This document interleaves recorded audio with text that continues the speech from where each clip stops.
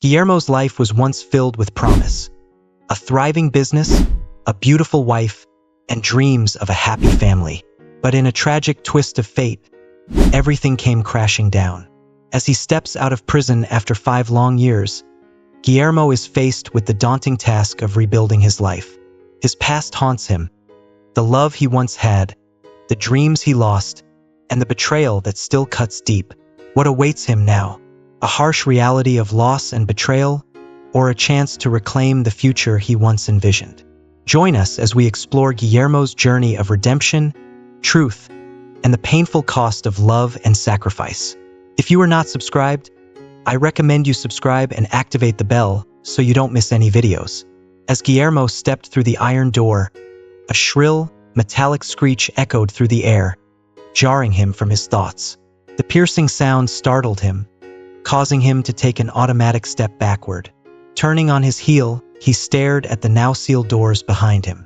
For a brief moment, he stood frozen, bewildered by the reality before him. Then, with a heavy heart and a confused mind, he slowly turned away. It was over. 5 long years of confinement had come to an end. Freedom, a concept he had nearly forgotten, was finally his again.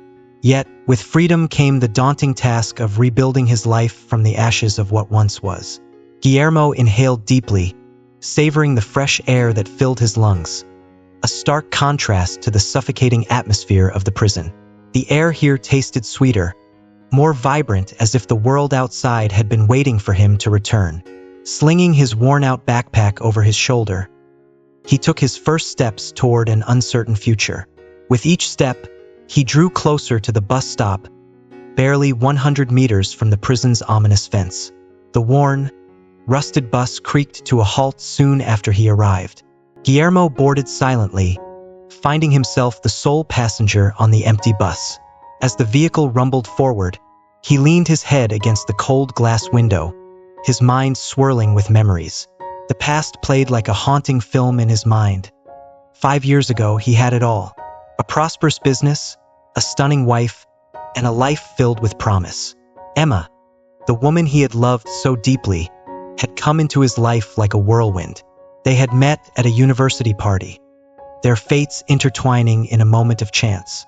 Guillermo had been studying architecture, pouring his heart into every blueprint and design, while Emma pursued law with effortless grace.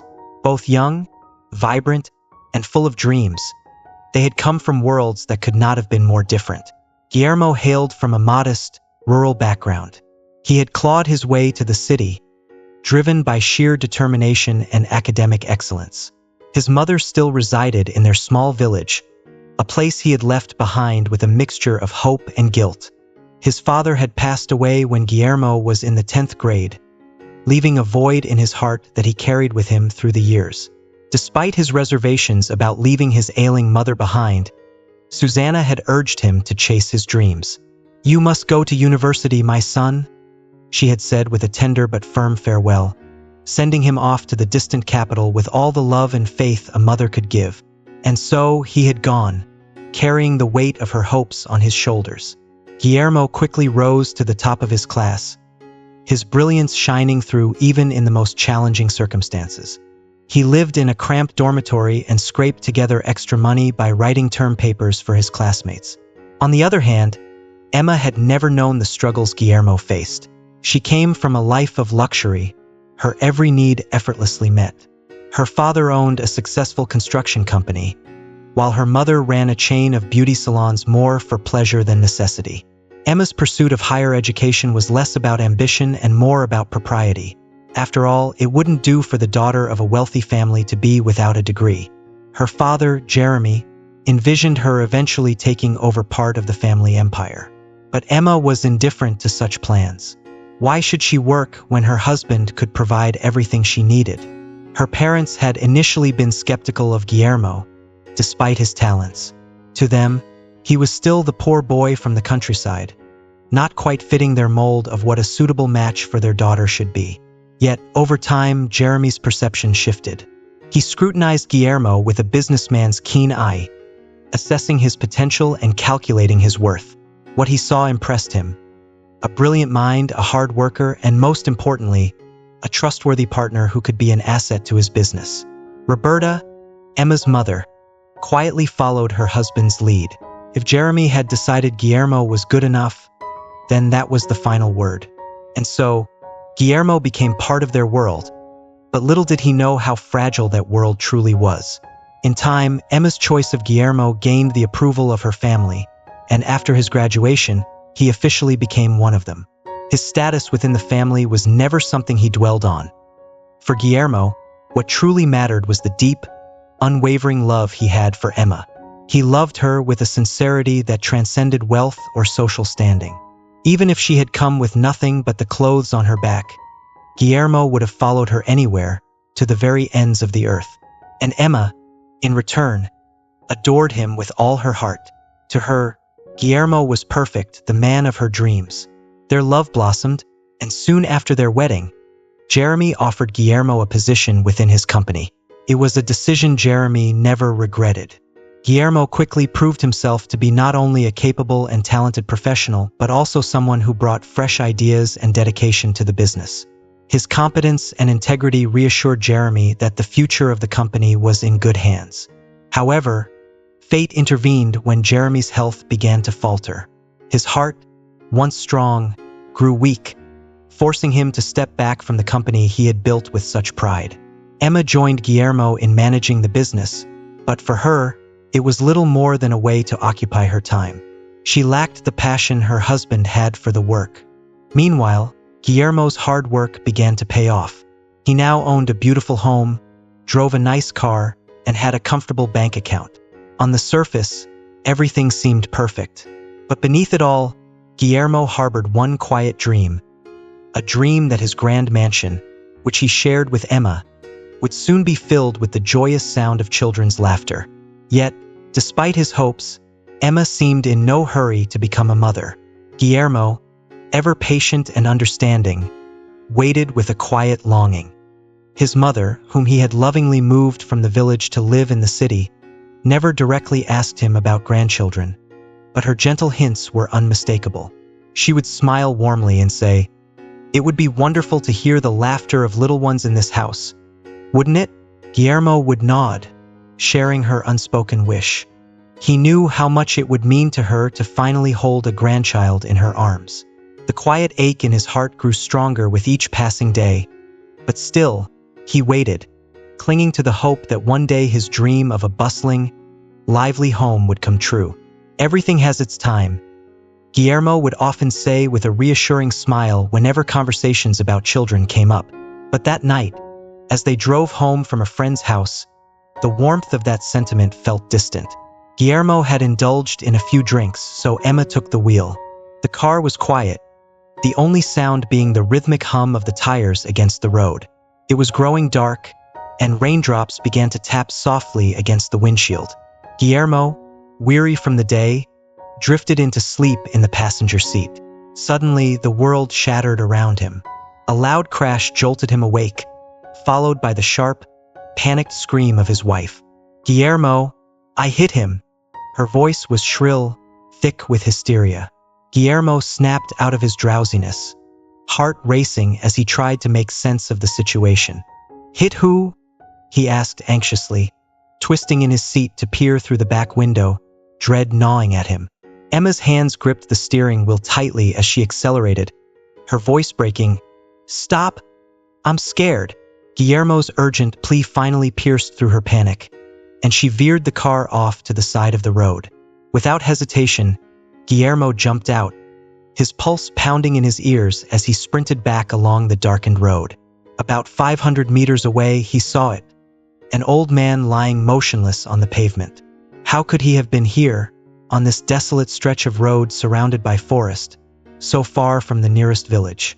Guillermo's gaze caught on a fallen basket nearby, its contents of scattered mushrooms telling the story. A mushroom picker. With trembling hands, Guillermo knelt beside the man, desperately checking for a pulse. His breath caught in his throat as icy realization sank in. The man was dead.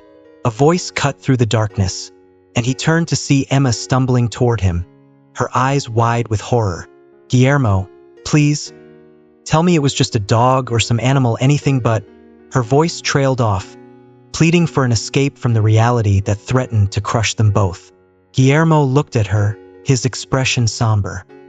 "Emma, it's not a dog," he whispered, his words heavy with the weight of truth. "You hit a person. We have to call the police and an ambulance." Emma fumbled for her phone, her fingers shaking uncontrollably. "He doesn't need an ambulance anymore," Guillermo said quietly, his heart breaking at the sight of her terror. Emma's scream pierced the night again, and she crumbled into tears. Guillermo rushed to her, wrapping his arms around her trembling body. "Don't worry so much," he murmured, trying to steady both her and himself. "The police will handle everything. It wasn't your fault. Why did he step out onto the road like that? He must have, right?" Emma nodded weakly, her eyes filled with fear and uncertainty. Guillermo continued, trying to reassure her. "That's right. He wasn't wearing any reflective gear. There's no way you could have seen him in the dark. A lawyer could easily prove that this was unavoidable." But Emma's voice trembled as she whispered, "Guillermo, I'm going to jail." The raw fear in her words made Guillermo's heart ache. He could see the pale terror etched on her face, and in that moment, she seemed so fragile, so vulnerable. "No, of course not," Guillermo replied, though his voice lacked the confidence he so desperately wanted to convey. Tears streamed down Emma's face as she repeated, "I'm going to jail," before she finally broke down completely. "Guillermo, I can't. I'm pregnant."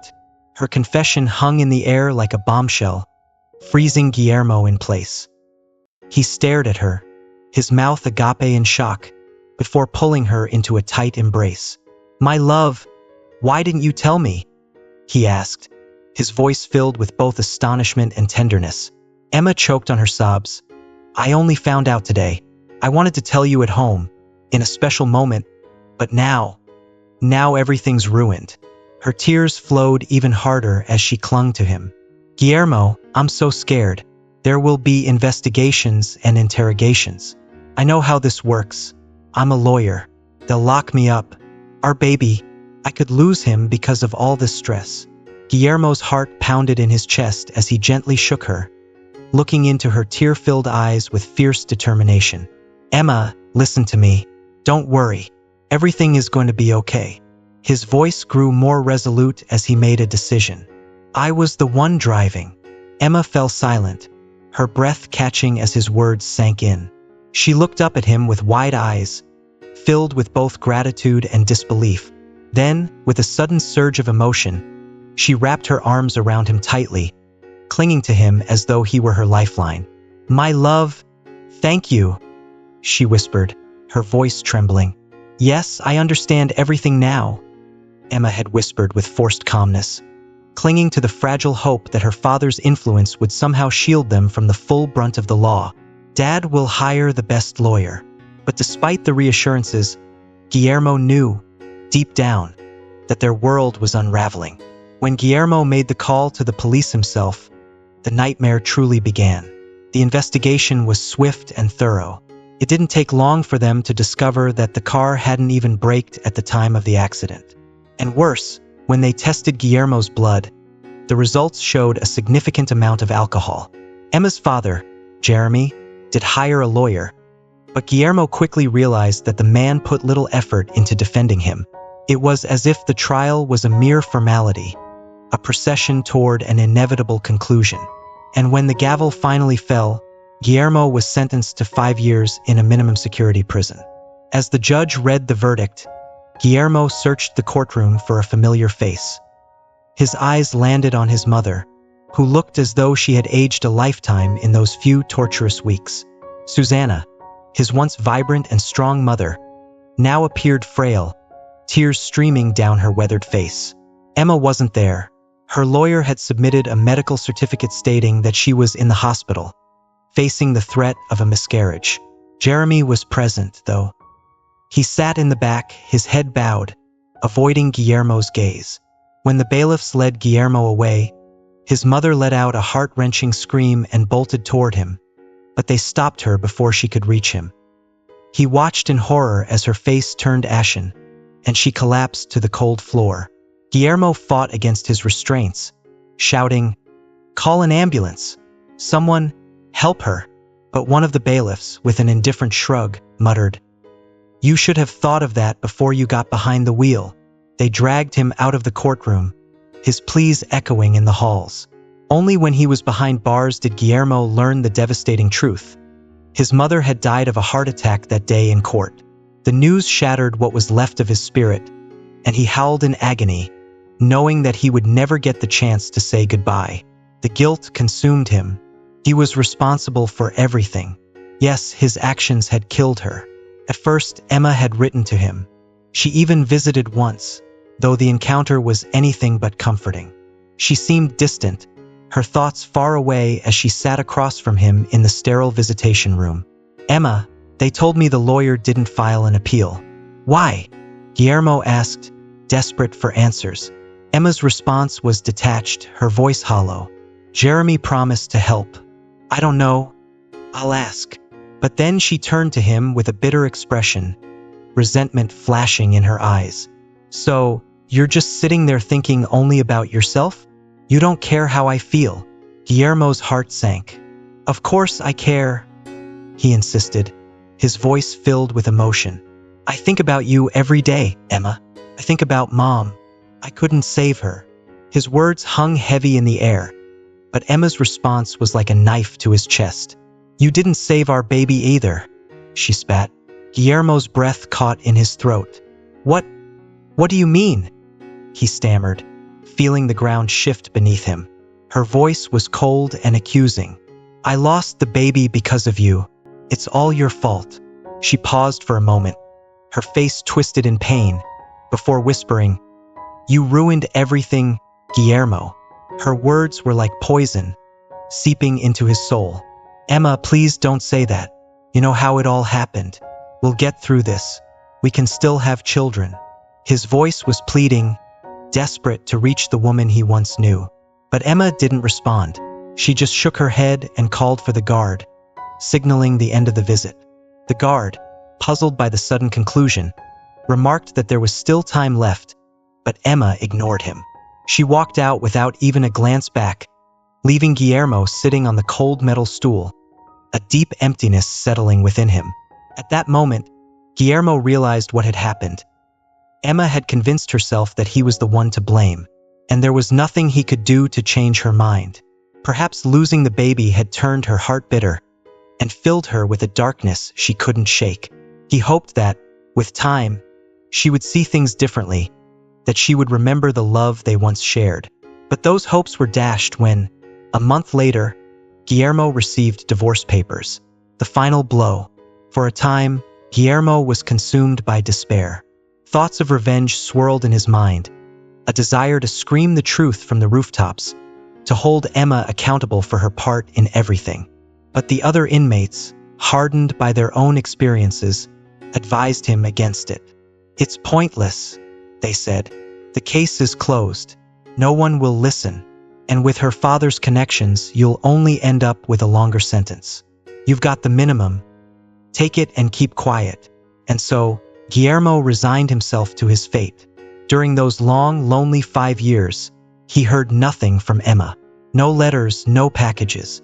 Jeremy, who had once called Guillermo his trusted assistant, vanished from his life as well. His colleagues, his former classmates. Everyone seemed to disappear, leaving Guillermo utterly alone in his misery. He didn't even know where his mother was buried. His soul hardened like stone, and he learned to survive in the harsh world of prison, enduring the trials that fate had cruelly laid before him. Now, after all that time, he was free. The bus jolted, pulling Guillermo out of his dark reverie. This was his stop. He stood and walked to the front, pausing at the door. He tried to ask the driver and conductor for directions to the train station, but they pretended not to hear him, engrossed in their conversation. Guillermo sighed, shaking his head. They had already formed an opinion about him. The quiet disdain in their eyes said it all. To them, he was just another criminal, nothing more. "To hell with them," Guillermo muttered under his breath as he stepped off the bus. He couldn't care less what judgments those people had passed on him. Who knew what fate had in store for them in the future? He spotted an old woman nearby, selling flowers at the bus stop. Approaching her with a polite nod, he asked for directions to the station. She kindly pointed him in the right direction, and soon Guillermo was boarding a train bound for the city, his mind spinning with thoughts he couldn't quiet. As the train rumbled forward, Guillermo stared out the window, his reflection blending with the passing scenery. Why am I even going back to the city? The question gnawed at him, though he couldn't find a clear answer. Where else could he go? Perhaps he still had old friends or colleagues in the city. Their silence over the past 5 years had stung him deeply. Not a single letter, no message of support. Yet, strangely enough, emotions were the last thing on his mind right now. He couldn't afford to dwell on the pain. What mattered most was figuring out a plan, piecing together some semblance of a future from the broken shards of his past. The city represented the last thread of familiarity. He still had a place there. Not the mansion he once shared with Emma, of course. That was lost to him now.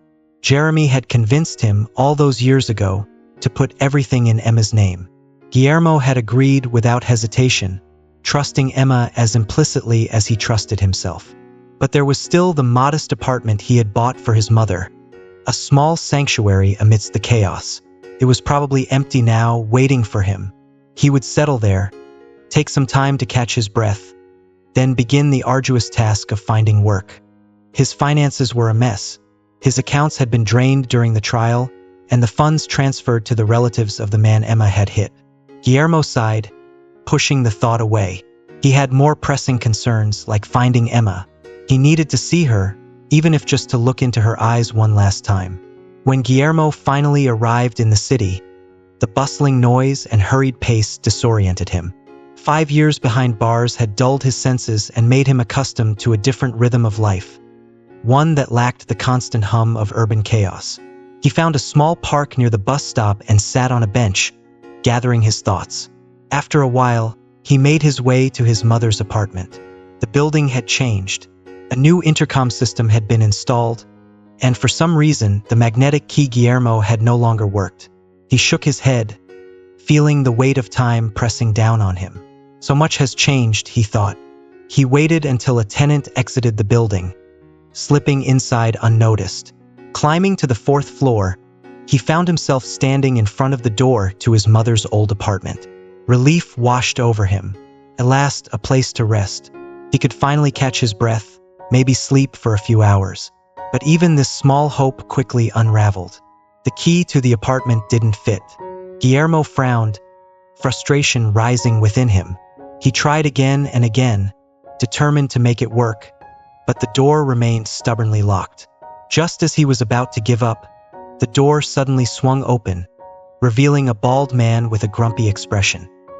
He looked tired, as if he had been woken from a deep sleep. "What do you want?" the man growled, his surprise quickly turning into suspicion as he clenched his fists instinctively. Guillermo took a step back, confusion clouding his mind. "Who are you?" he asked, his voice laced with disbelief. The man scoffed, now fully awake and irritated. "Me? I'm the owner of this place. And you, kid, better leave before I call the police." Guillermo's heart raced as he processed the man's words. "This is my apartment," he blurted out, his voice tinged with desperation. "I bought it for my mother 7 years ago," Guillermo insisted, his voice wavering between disbelief and desperation. The man on the other side of the door crossed his arms, his expression unmoved. "I don't know what happened 7 years ago, but for the past 3 years, this has been my apartment," he replied curtly. "I bought it legally, and all the documents are in order." "Can I see those documents?" Guillermo asked, grasping for something, anything that would make sense of the situation. The man's eyes narrowed, his tone turning cold. "No, get out of here, or I'll call the police for real." He looked at Guillermo with disdain, then slammed the door shut without another word. Guillermo stood there in shock, the sound of the door reverberating in his mind. He thought about going back to the intercom, maybe trying to plead his case, but something stopped him. The man was right. If the police were called, Guillermo would only find himself in deeper trouble. To them, he was nothing more than an ex-convict, someone who could easily be accused of vandalism or even attempted robbery. The thought made him feel completely powerless. He slowly descended the stairs, his feet feeling heavier with each step. Once outside, Guillermo stood at the entrance, staring blankly into the distance. He had nowhere to go, no plan to follow. But then an idea struck him. Maybe someone in the building still remembers my mother. He recalled Laura, an older resident who had been a longtime friend of his mother. She might have answers, maybe even some hope. Guillermo made his way to Laura's apartment, and when she opened the door, her eyes widened in surprise. "Guillermo, you've returned!" she exclaimed, waving her hands in astonishment. "I've returned, Laura," Guillermo replied, his voice carrying the weight of his weariness. "I wanted to visit my mother's apartment, but there's a new owner there. I don't understand how that could have happened. The apartment was in my name." Laura's expression shifted from joy to confusion. "In your name?" she echoed, a furrow forming on her brow. "Oh, Guillermo, I didn't know. Emma sold your apartment." Her eyes filled with tears as she spoke, her voice thick with regret. "How did this happen? Oh, what a tragedy. Your mother never believed, even until the end, that you would end up in prison. She couldn't believe it. You behind the wheel? You were always such a careful driver." Guillermo felt a sharp pang in his chest at the mention of his mother. "Laura, do you know where my mother is buried?" he asked quietly, his gaze dropping to the floor as memories of Susanna washed over him. "I do," Laura said, her voice soft and filled with sorrow. "Oh, Susanna, how sorry I am for her." She dabbed at her eyes with the edge of her sleeve. Guillermo stood there silently, his heart heavy with grief. "They took her back to your homeland, Guillermo," Laura continued gently. "She's resting next to your father now. At least they're together." Guillermo nodded, his thoughts drifting to the past. "At least they're together," he repeated in his mind. But the bitterness toward Emma festered inside him. She had been absent from his mother's final days and hadn't even bothered to arrange her burial. The woman who once swore eternal love to him had so quickly shifted all the blame onto his shoulders. Guillermo knew he couldn't avoid a confrontation with her any longer. He needed answers about the apartment, about everything, and he needed to see her, face to face, to look into her eyes and understand how it had all fallen apart. "Laura, I have to go," he said wearily, turning toward the door. "Where are you going?" Laura called after him, suddenly snapping out of her thoughts. "At least let me make you some tea. Come, sit down, and I'll tell you everything I know about the sale of the apartment." Guillermo opened his mouth to refuse, but Laura wasn't having it. She gently but firmly guided him inside, her determination evident. Despite his exhaustion, Guillermo relented, allowing himself to be led into her cozy kitchen. Laura gently grabbed Guillermo by the sleeve and guided him to a small kitchen table, where she set him down with a determined but caring look. As she boiled water for tea, she brought out a plate of pastries, trying to offer a small comfort amid the storm he was facing. Guillermo listened intently as she shared what she knew. After Susanna's death, the apartment had sat empty for a while, untouched. Then suddenly, there was a flurry of activity. People came and went, some familiar and some strangers. Laura mentioned seeing Emma there a few times, accompanied by an older man who fit the description of Jeremy, Emma's father. And then, one day, the bald man showed up, claiming to be the new owner. He had all the proper documents, and everything seemed legal on the surface, but something about the whole situation didn't sit right with Laura. "I still think you should talk to the police," Laura said, her voice carrying both concern and caution. "Let them investigate how your apartment ended up in someone else's hands. I know your father-in-law is a very powerful man, and proving the truth won't be easy, but it's worth trying." Guillermo nodded slowly, the weight of her words sinking in. She was right. He had no voice as an ex-convict, no influence, and no power. The odds were stacked against him, but he had to try. "Where will you stay?" Laura asked, her brow furrowed in worry. Guillermo sighed, the helplessness washing over him again. "I have nowhere to stay," he admitted. "I was counting on my mother's apartment." Laura let out a deep, sympathetic sigh, lost in thought for a moment.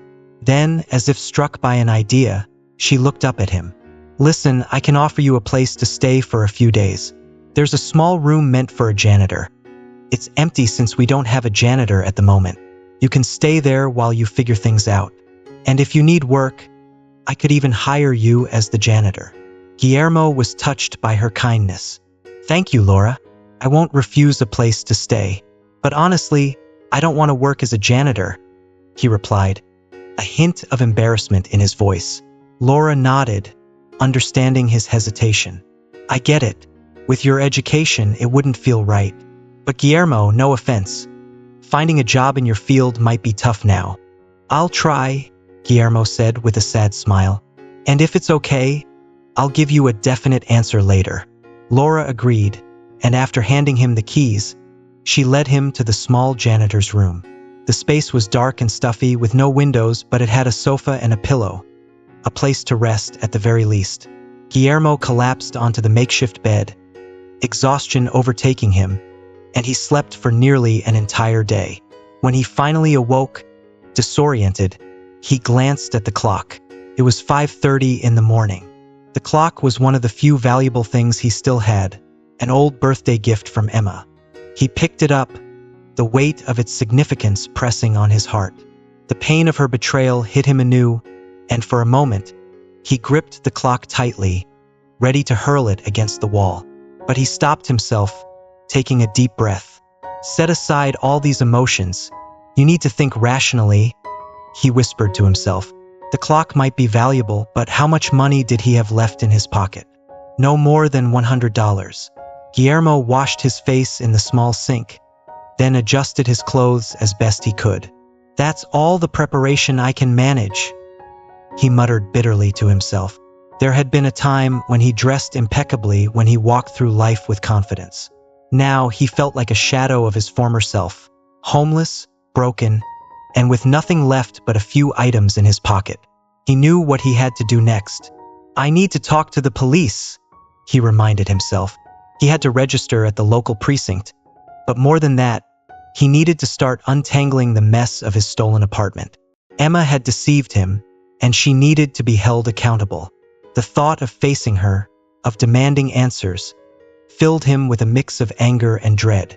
At the police station, an elderly officer greeted Guillermo with a brief lecture on proper behavior now that he was a free man. The officer noted everything in his diary, and then handed Guillermo back his passport. "All right, Guillermo, go on and stay out of trouble. Don't break the law again." Guillermo hesitated for a moment before asking, "Aren't you going to ask where I'm staying?" The officer looked surprised by the question. "Why would I? Your passport has your address listed," he replied matter-of-factly. "Someone else lives at that address now," Guillermo explained, trying to stay calm. "The apartment belongs to them. I need to report that." The officer listened to Guillermo's story and asked a few questions about his ex-father-in-law, Jeremy. Then, he left the room for what felt like an eternity, leaving Guillermo alone with his racing thoughts. When the officer returned, he sighed heavily as he sat down behind his desk. "Guillermo," he began, his tone filled with a mixture of weariness and reluctance. "You know who Jeremy is, and you probably understand without me having to say much." The officer hesitated, avoiding Guillermo's eyes. "Of course, I'll look into the situation, but I'm going to be honest with you. Reclaiming that apartment is going to be nearly impossible. Don't even try." Guillermo felt a sinking feeling in his chest but nodded, acknowledging the harsh reality of the situation. "Where are you staying now?" the officer asked, his voice softening. "I'm staying in the basement, in the janitor's room," Guillermo replied, unable to hide the defeat in his voice. "Well, that's where you'll be for now," the officer said, trying to offer a semblance of comfort. "And being a janitor is a respectable job, quite prestigious." His words were meant to be encouraging, but Guillermo couldn't help but laugh sadly at the absurdity of it all. "All right, I understand," Guillermo said. Standing up, he nodded in farewell and made his way to the door. "Remember, Guillermo," the officer called after him, "don't cause any trouble or you'll be back behind bars in no time." Without responding, Guillermo closed the door behind him and left the police station. Once outside, he let out a deep sigh. Any sliver of hope he had held onto was now crushed, leaving only disappointment in its wake. He found himself wandering to a nearby park, sitting on a bench, staring blankly ahead as he tried to piece together his next steps. Well, I guess I'll be working as a janitor, Guillermo thought bitterly. But first, he knew he needed to confront Emma and her father, the people who had once been his family, the ones who had abandoned him so ruthlessly. Resolute, Guillermo made his way to the mansion he had once called home. As he approached, the familiar sight of the fence he had ordered years ago and the same old mailbox stirred painful memories. He rang the doorbell and soon enough, a security guard appeared, giving Guillermo a scrutinizing look. "Who are you looking for?" the guard asked brusquely, his gaze assessing Guillermo's worn appearance. "I'm looking for the owner, Emma," Guillermo replied, trying to keep his voice steady. The guard raised an eyebrow in surprise. "Emma? There's no one by that name here anymore." Guillermo's frustration bubbled to the surface. "Listen, I'm her ex-husband," he protested, trying to make the guard understand. "Ex-husband?" The guard's frown deepened, skepticism evident on his face. "Look, buddy, you need to leave before I call the police." "I bought this house," Guillermo exclaimed, his anger barely contained. "Call the people who live here now. What other claims do you think I have?" The guard smirked, mockingly banging on the door. "Problems up there?" he jeered, tapping his head as he turned away, leaving Guillermo boiling with rage. As Guillermo stood there, struggling to control his emotions, the sound of an approaching engine drew his attention. A car pulled up to the house, honked, and the gates opened to let it inside. Through the windshield, Guillermo saw Emma behind the wheel. Their eyes met for a brief moment, and her expression changed instantly. She turned pale and quickly looked away. The car parked in the yard, and the gates closed behind it. Guillermo didn't rush toward her. He just stood by the door, unsure of what he was expecting. After a few tense moments, the car door opened, and Emma stepped out. She seemed different, cold, distant. "Hello?" she said simply, as if nothing had ever happened between them. "Hello?" Guillermo replied, his voice tight with unspoken emotions. "You didn't expect to see me?" she asked with a hint of sarcasm. "I knew you'd show up eventually," Guillermo answered. "But when?" "So, you've been released?" Emma spoke casually, her tone devoid of warmth. It was as if she were talking to a stranger, someone she once knew but no longer cared about. She avoided his gaze as if looking into his eyes would bring back memories she wanted to forget. "Yes, I've been released," Guillermo said calmly. "Emma, I want you to explain everything to me. Why did you do this to me? I saved you and you divorced me. Your father acted as if I had never existed, as if I hadn't helped him build up his business. Emma, you betrayed me. They wouldn't even let me into the mansion I bought. The apartment, what right did you have to sell it? So many questions." Emma laughed a cruel and dismissive sound. "You know what? What happened a long time ago is in the past, and it doesn't matter anymore. You have your life and I have mine. I divorced you. What did you expect? Being the wife of a criminal isn't my status. My father has a respectable business, serious partners. And then there's you, a criminal." Guillermo's chest tightened as he asked, "And you forgot why I went to prison?" Emma looked up, her gaze sharp. "Why?" she asked coldly. "For you," Guillermo replied, his voice laced with bitterness. He struggled to keep his anger in check, emotions boiling just beneath the surface. Emma's lips curled into a mocking smile. "Oh, Guillermo, you're so naive and gullible. You always were." She paused, then dropped the bombshell. "There was no child." Guillermo froze. "What do you mean, there was no child?" he asked, disbelief clouding his voice. Emma shrugged as if it were a trivial detail. "That's right. I lied. I told you I was pregnant so you'd take the blame for the accident. And you did. You were so easy to manipulate." Her words hit Guillermo like a sledgehammer. All those years, he had carried the weight of guilt, believing he had sacrificed his future for their unborn child. But it had all been a lie. If he had known the truth, he would have never taken the blame. He wouldn't have thrown away his life for someone who had no regard for him. Seeing Guillermo's calm exterior, Emma grew bolder, her cruelty on full display. She continued talking, laughing at the story as if it were a joke. Guillermo realized that her father had never truly tried to help him get out of prison. Jeremy had hired a mediocre lawyer, not because he cared about justice, but because they didn't want a man with a tarnished reputation in their family or their business.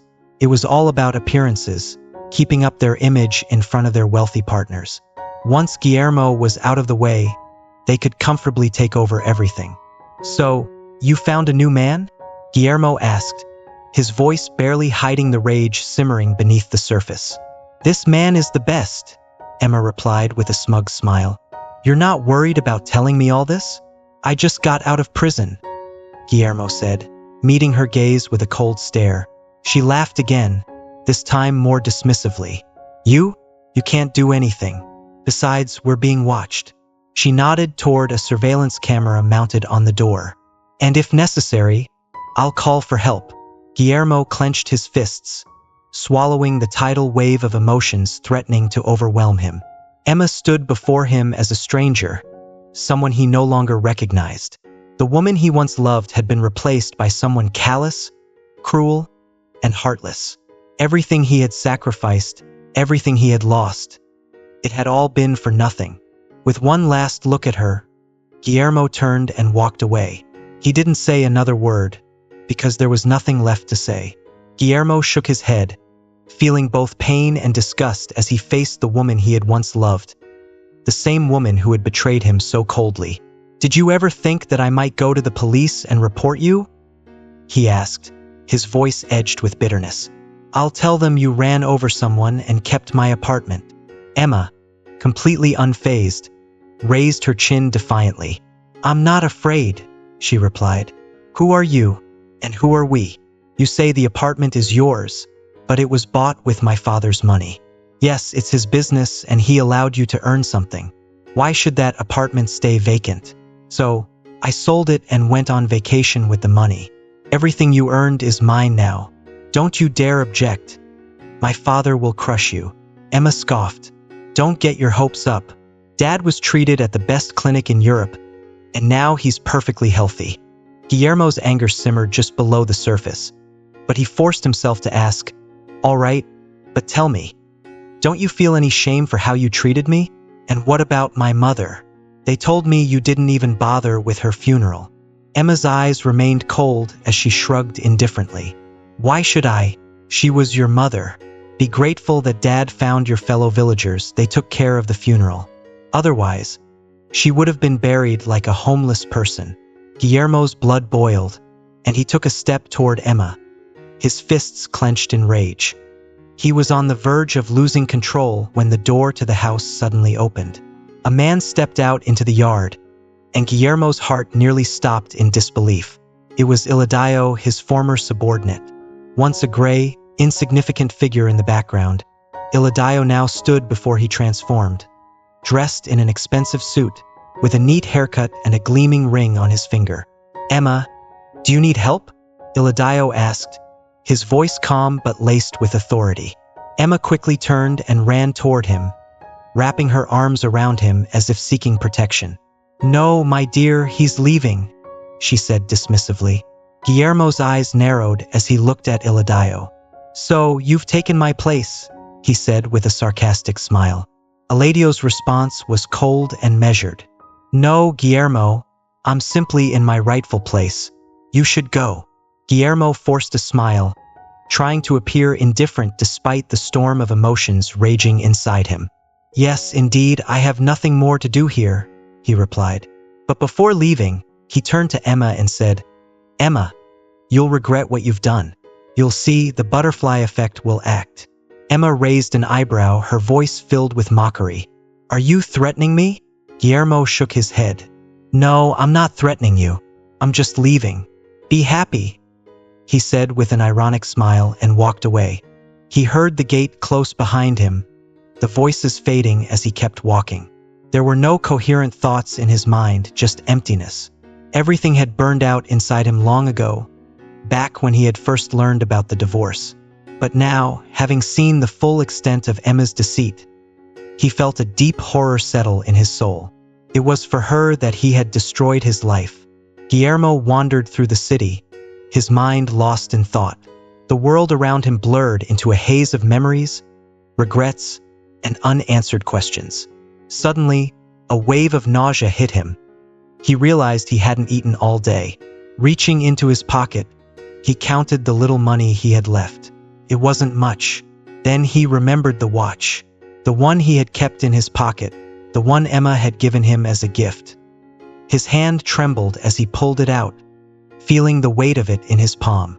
It burned like a brand, a reminder of the betrayal that had shattered his life. Without hesitation, Guillermo looked for a trash can. Spotting one near a small cafe on the corner, he walked toward it and threw the watch away without a second thought. It felt like a small act of liberation. The tempting smells of fresh food wafting from the cafe drew him in. At least he could afford a simple bun with tea. As he opened the door and stepped inside, Guillermo bumped into someone. A slender man with gray hair who turned to look at him in surprise. "Guillermo?" the man exclaimed. Guillermo blinked in disbelief. "Carlos?" he asked excitedly. "That's right, it's me," Carlos said with a smile. "I recognized you, even after all these years since you left our village. What a coincidence." Carlos had been Guillermo's math teacher at the old school in the village. He often visited the city for educational forums as one of the experienced educators. Now, as he hurried to the train station, he had never expected to run into his former student. But the joy of seeing a familiar face was evident in his expression. "Would you like something to eat?" Carlos asked warmly after the initial greetings. "Come on, I'll have another coffee." Guillermo bought the cheapest bun and some tea. As he ate quietly, Carlos sipped his coffee, alternating his gaze between Guillermo and the window. Neither of them spoke for a while, the silence filled with unspoken words. Finally, Carlos broke the silence. "So, tell me, Guillermo," he said gently. "There's not much to tell," Guillermo replied with a shrug, trying to keep his voice casual. "I don't want to talk about it." Carlos nodded, understanding. "If you ever want to add something to your answer later, I'll listen. I won't ask any more questions for now. But I know that you've been treated unfairly. I judged it by what they did to your mother after her death. She lay in the morgue for 2 weeks until we, the villagers, gathered enough money and arranged a car, and it took even longer to bring her here." Guillermo's voice trembled as he asked, "You did that?" Carlos smiled softly. "Not just me, the whole village helped. The president of the village council is a good man, young but understanding. There's bitterness in your eyes, Guillermo, so make sure you don't make mistakes. Forgive those who have wronged you. Time will take care of them," Carlos had said with such calm certainty that Guillermo couldn't help but look at his old teacher with surprise. How had Carlos guessed what he had feared to admit even to himself? Deep down, a storm of indignation and bitterness had been brewing. When he had first left Emma, all he wanted was to forget her and move on. But somewhere along the way, a darker voice had whispered to him, urging him to seek revenge, to make her pay for all she had done. "Have you ever thought about going back home to the village?" Carlos's question brought Guillermo out of his reverie, grounding him in reality once more. "What would I even do there?" Guillermo shrugged, feeling the weight of his past pressing down on him. "Try," Carlos suggested gently. "It's up to you, but if you decide to return, no one will turn you away. Just know that your parents' house burned down 2 years ago. Lightning struck it in the spring." Guillermo's heart sank at the news. "So what should I do then?" he sighed. "At least here I have a place to stay, even if it's not much. But going back home, I don't know." Carlos shook his head thoughtfully. "Think about it, Guillermo. The people there have known you since childhood." "And that's exactly the problem," Guillermo replied, a heavy sigh escaping his lips. "They know me, and they know my whole story." Carlos placed a reassuring hand on Guillermo's shoulder. "Don't be so quick to hold a grudge against people. Sometimes they're wiser and kinder than you think." They spoke a little longer, sharing warm words before saying their goodbyes. Carlos hurried off to catch his train, while Guillermo made his way back to the basement that had become his temporary refuge. When he arrived, Laura was waiting for him, her face filled with concern. "Guillermo, the administration came by today," Laura began, almost running toward him. "They insisted on hiring someone new for the janitor position."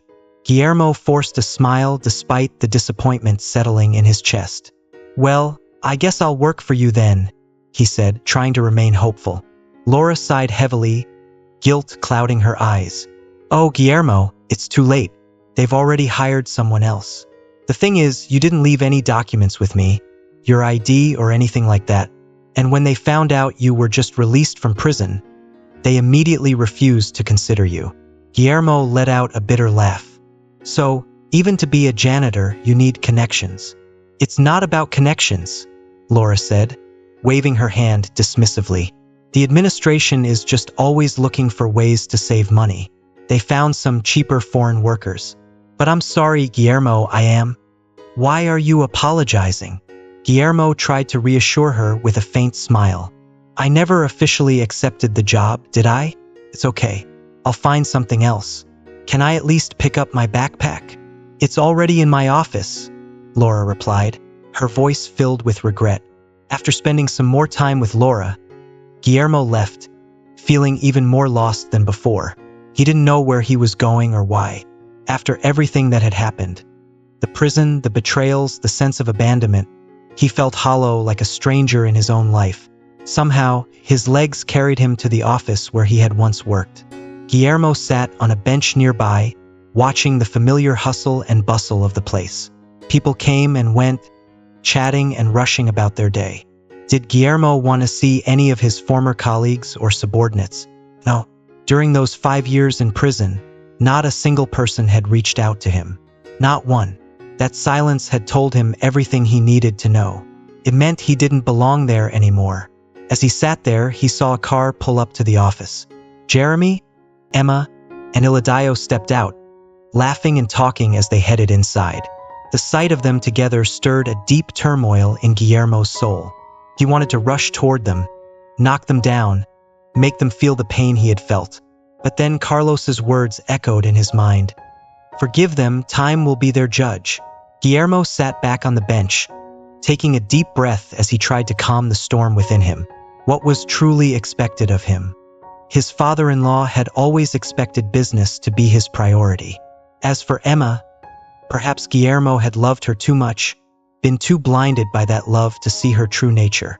And Iladio? He didn't care. Who knew what would happen to him in the future? Reluctantly, Guillermo stood up and walked away from the office. He continued wandering through the city, the realization settling in that he was a stranger here, unwanted and out of place. But Carlos had been right all along.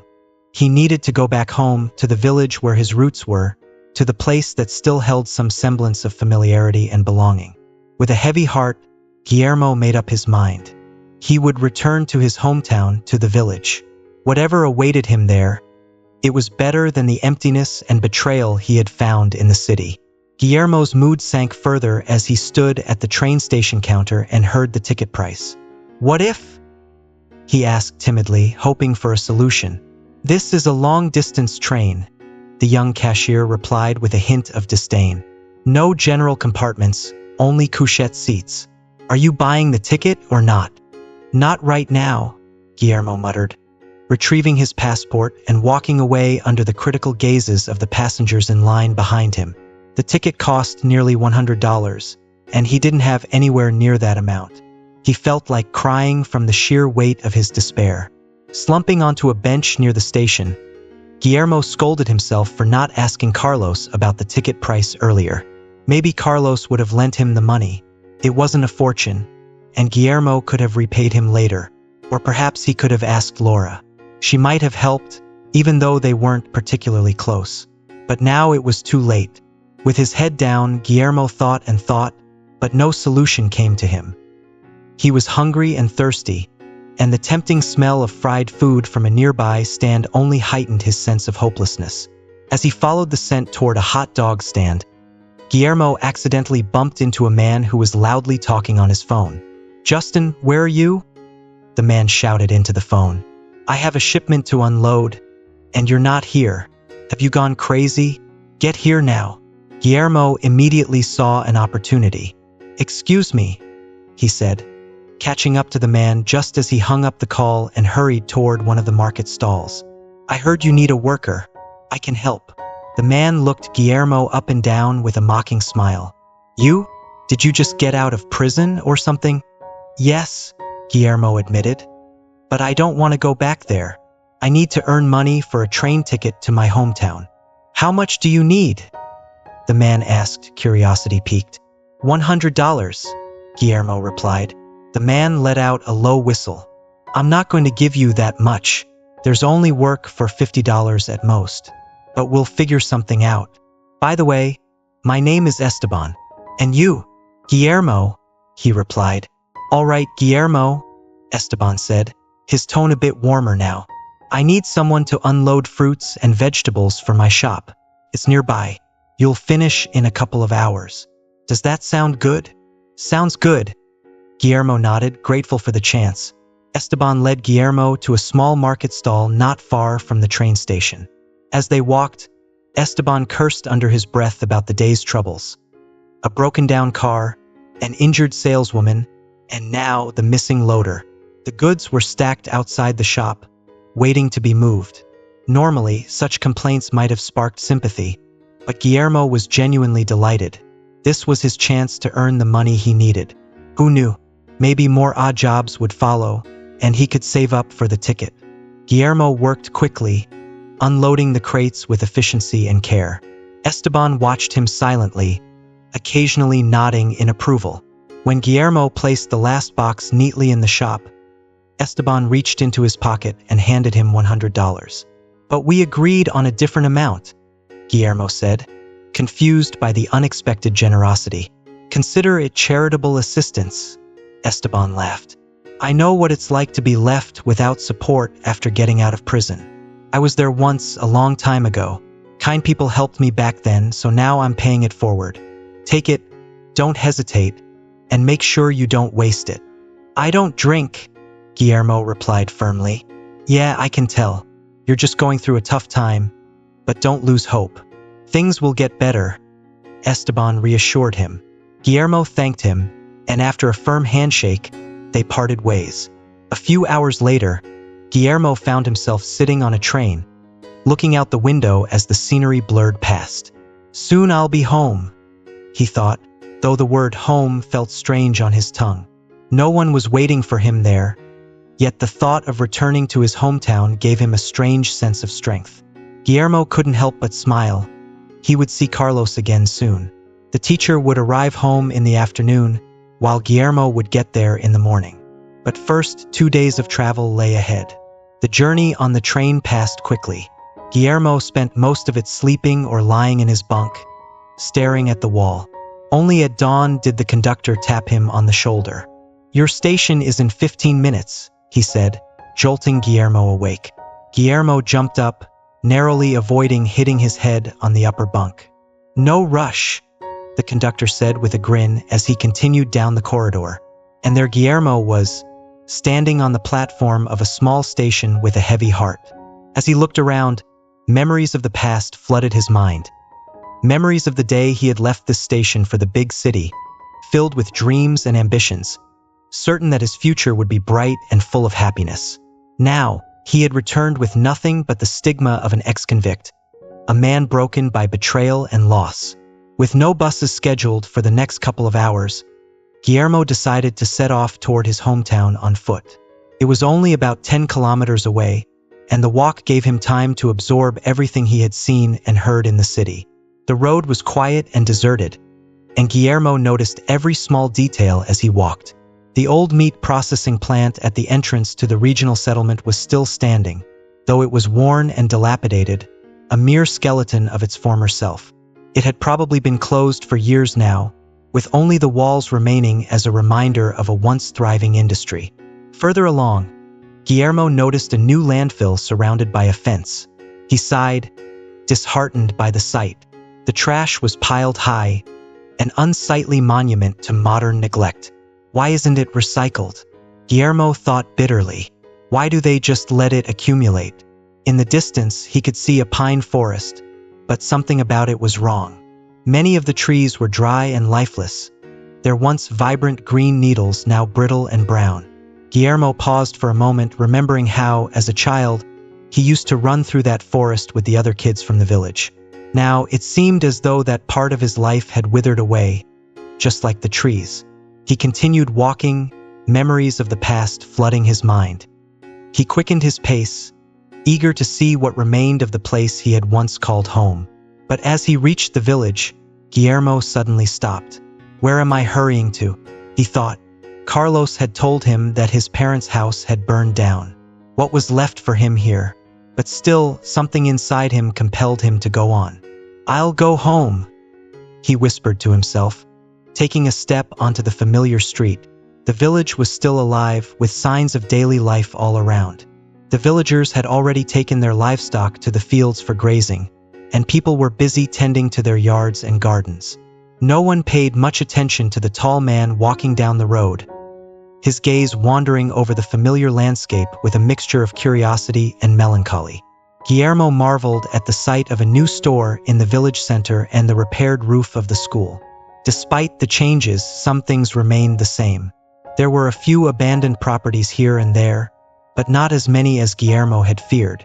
He stopped in front of a rusty gate covered in overgrown grass. With a deep sigh, he pushed the squeaky, rusted gate open. The gate had survived, but the Hernandez house had not. The remnants of the once warm home stood scorched and desolate. Guillermo walked through the yard and sat down by the blackened wall, lost in thought. He was finally home, but no one was expecting him, and the home he remembered was gone. Who's that poking around? I hear someone, came a creaky voice from the neighboring yard. What do you want? Looking for firewood or something? Don't touch it, it's not yours. Move along. Can't you see the house burned down? Startled, Guillermo turned toward the voice and saw an old, thin man with gray hair standing in the neighboring yard. Squinting, Guillermo tried to remember who he was. Noel, is that you? He asked, recognition dawning. That's right. I'm Noel. The old man nodded, still puzzled. And who are you? Oh, wait. Guillermo, is that you? My goodness, you've grown to look just like your late father. Noel jumped over the shaky fence, his expression lighting up with recognition.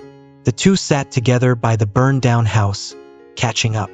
Noel told Guillermo how he had been the first to see the lightning strike the family home and how he had called the firefighters. They had arrived quickly, but the house was old and mostly destroyed by the time they got the fire under control. Only the walls remained. Are you here to visit your parents' graves? Or for something else? Noel asked gently. I'm not sure, Guillermo replied curtly, still unsure of what had drawn him back.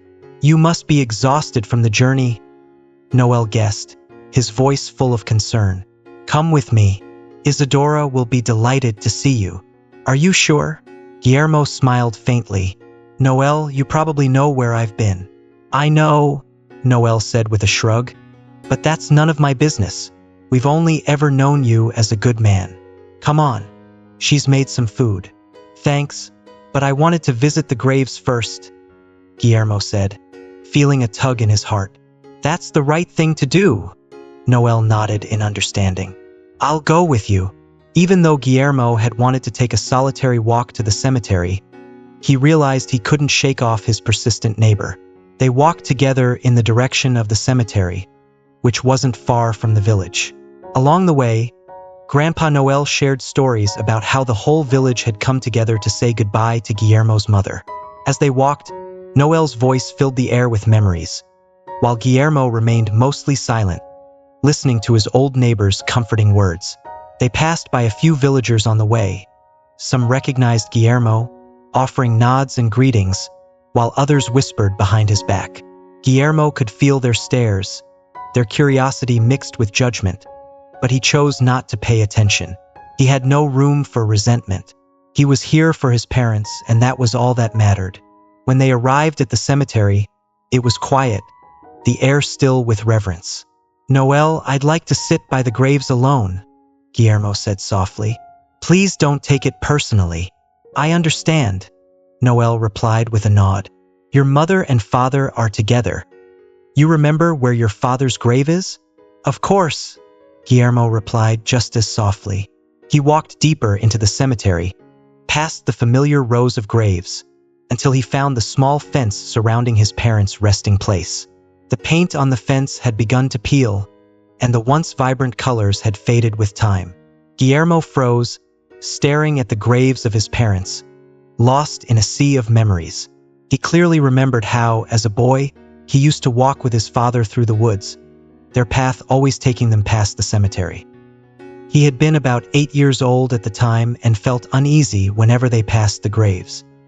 His father would notice his discomfort, pat him on the shoulder and say, "Son, there's no need to fear the dead. It's the living that can bring trouble." Back then, Guillermo didn't understand what his father meant.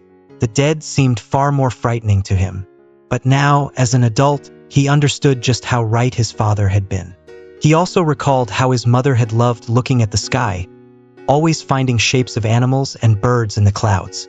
One day, she pointed out a castle in the clouds, and with a smile, she said, "I would love to live in a place like that." Guillermo had been about 10 years old then, and he had made a solemn promise to someday build a palace just like that for his mother. But that dream had never come to fruition. She had passed away before he could fulfill his promise. Now, Guillermo imagined her up in the clouds, living in her castle, watching over him. Guillermo sighed, the weight of his thoughts pressing down on him. The reality of his loneliness was hard to bear. He looked around and realized that later, when he could afford it, he would paint the fence or perhaps even replace the markers for his parents. But for now, all he could do was clear the weeds from the graves. The overgrowth had crept in, covering the ground where his parents lay. Guillermo carefully cleaned up the area, then sat quietly by the graves for a while, bowing his head in silent prayer. After the solemn visit to the cemetery, Noel brought Guillermo back to his home. Though he had assured Guillermo that his wife was thrilled to have company, that assurance was more of a hopeful stretch than a reality. Isadora, busy finishing up in the kitchen, greeted them with a forced smile as they walked in. Almost immediately, she pulled Noel aside, leaving Guillermo awkwardly alone in the kitchen. Perched on the edge of a stool, Guillermo patiently awaited the outcome of what was a tense situation. Through the barely muffled voices, he caught snippets of their heated exchange. "Why on earth did you bring that criminal into our home?" Isadora hissed, her voice quivering with fear and anger. "Have you completely lost it? He'll rob us blind, or worse, are you out of your mind?" Noel, equally intense but trying to keep his voice calm, shot back, "Guillermo is a good man, Isadora. Yes, he made some mistakes, but he's served his time. He needs food and rest. He's exhausted from the journey." Isadora, still fuming, retorted, "Oh, and I suppose you're going to tell me we should let him sleep here too?" Sensing that his presence was causing a rift, Guillermo made up his mind. He couldn't bear to be the cause of such discord. Rising from the stool, he peeked into the hallway where the couple stood, their argument now at a standstill. "Please, I don't want to cause any trouble. I'll leave," he said softly with a slight bow. "Where are you going?" Noel asked, trying to mask his concern with a casual tone. "We were just about to have some tea." "No, thank you," Guillermo replied politely, feeling the weight of their disapproving stares. "I'll be on my way." Guillermo quietly exited the house, and as he reached the yard, he spotted Carlos approaching with a cheerful wave. "Ah, there you are," the old teacher called out, his voice full of warmth. "I heard you went to the cemetery, but I missed you there. So, you decided to return after all." Guillermo's shoulders sagged slightly as he replied with a hint of melancholy. "Something like that. I followed the next train, but maybe it was a mistake. It's clear that I'm not welcome here either." Carlos, his eyes soft with understanding, placed a reassuring hand on Guillermo's shoulder. "Don't take it to heart," he said kindly. "People around here are quick to judge. Prison time means criminal in their minds. but you've paid your dues and you deserve a fresh start. Come on, let's head to my place." Guillermo hesitated, the weight of the day's events making him reluctant. "I'm not sure your wife will be any happier to see me," he murmured. Carlos chuckled softly. "Don't worry about that. She's already cooking dinner for you. Let's go, freshen up, rest, and tomorrow we'll meet with the head of the village council. He's just returned from his trip, and I've already had a word with him about you." With gentle insistence, Carlos led Guillermo along, his firm grip leaving little room for refusal. Joan, Carlos's wife, was a gentle, serene woman who had spent her life working at the local library. She greeted Guillermo with a warm smile, treating him not as an outsider, but as an honored guest. After offering him a place to wash up, she handed him a set of clean clothes. "These were our sons," she said with a touch of hesitation. "I hope they fit you." Guillermo smiled gratefully as he took the clothes, thinking of Christian, their son, who was just a year older than him. A tall and strong young man, Christian was often the subject of village gossip, with many joking that he looked nothing like his parents. But Carlos and Joan always dismissed such talk with proud smiles. Christian was their grandson, but they had raised him as their own, and in their eyes he was nothing less. Not long after, Guillermo found himself seated at a dining table brimming with food. Joan had prepared a feast that included baked potatoes, a hearty soup, and even lasagna. But Guillermo, despite the inviting spread, could barely eat. The exhaustion from his journey was overwhelming, and he found himself nodding off at the table. Noticing his fatigue, Carlos guided him to the room that had once belonged to their son. There, in a bed with crisp, clean sheets, Guillermo fell into a deep sleep, one filled with dreams of his distant past. In his dreams, he was a child again, standing by a river with his father, both of them holding fishing rods. The air was cool, and the water glistened in the sunlight. Suddenly, Guillermo felt a strong tug on his line. He struggled to reel it in, but the fish was too powerful. Sensing his son's difficulty, Guillermo's father set aside his rod and joined him, and together they pulled out an enormous carp. "Look, Dad!" Guillermo exclaimed, eyes wide with amazement. "What should we do with it?" His father smiled gently, his eyes filled with a wisdom that Guillermo couldn't fully grasp. "Let's release it," he said softly. "It's a mighty fish. It deserves to live." Guillermo watched in disbelief as his father carefully removed the hook and released the carp back into the river. He felt a pang of disappointment as the fish swam away, but his father's words lingered in his mind. "Don't be upset, son," his father continued. "We'll catch many more fish, but this one is special. It's the ruler of these waters. Without it, the river would lose its soul." As Guillermo pondered his father's words, the scene around him began to fade. The river, the fish, his father, all dissolved into a bright, blinding light. And then, just as suddenly, Guillermo was awake, sunlight streaming through the window. Blinking against the harsh light, he glanced at his watch and whistled softly.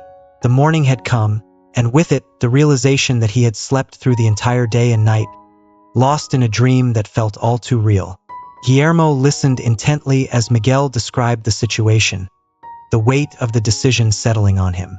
Becoming a forest ranger was not something he had ever considered, but the job offered more than just employment. It was a chance to start fresh in a meaningful way. "I never imagined myself as a ranger," Guillermo admitted, "but maybe it's exactly what I need. The forest is peaceful, and after everything I've been through, peace sounds good."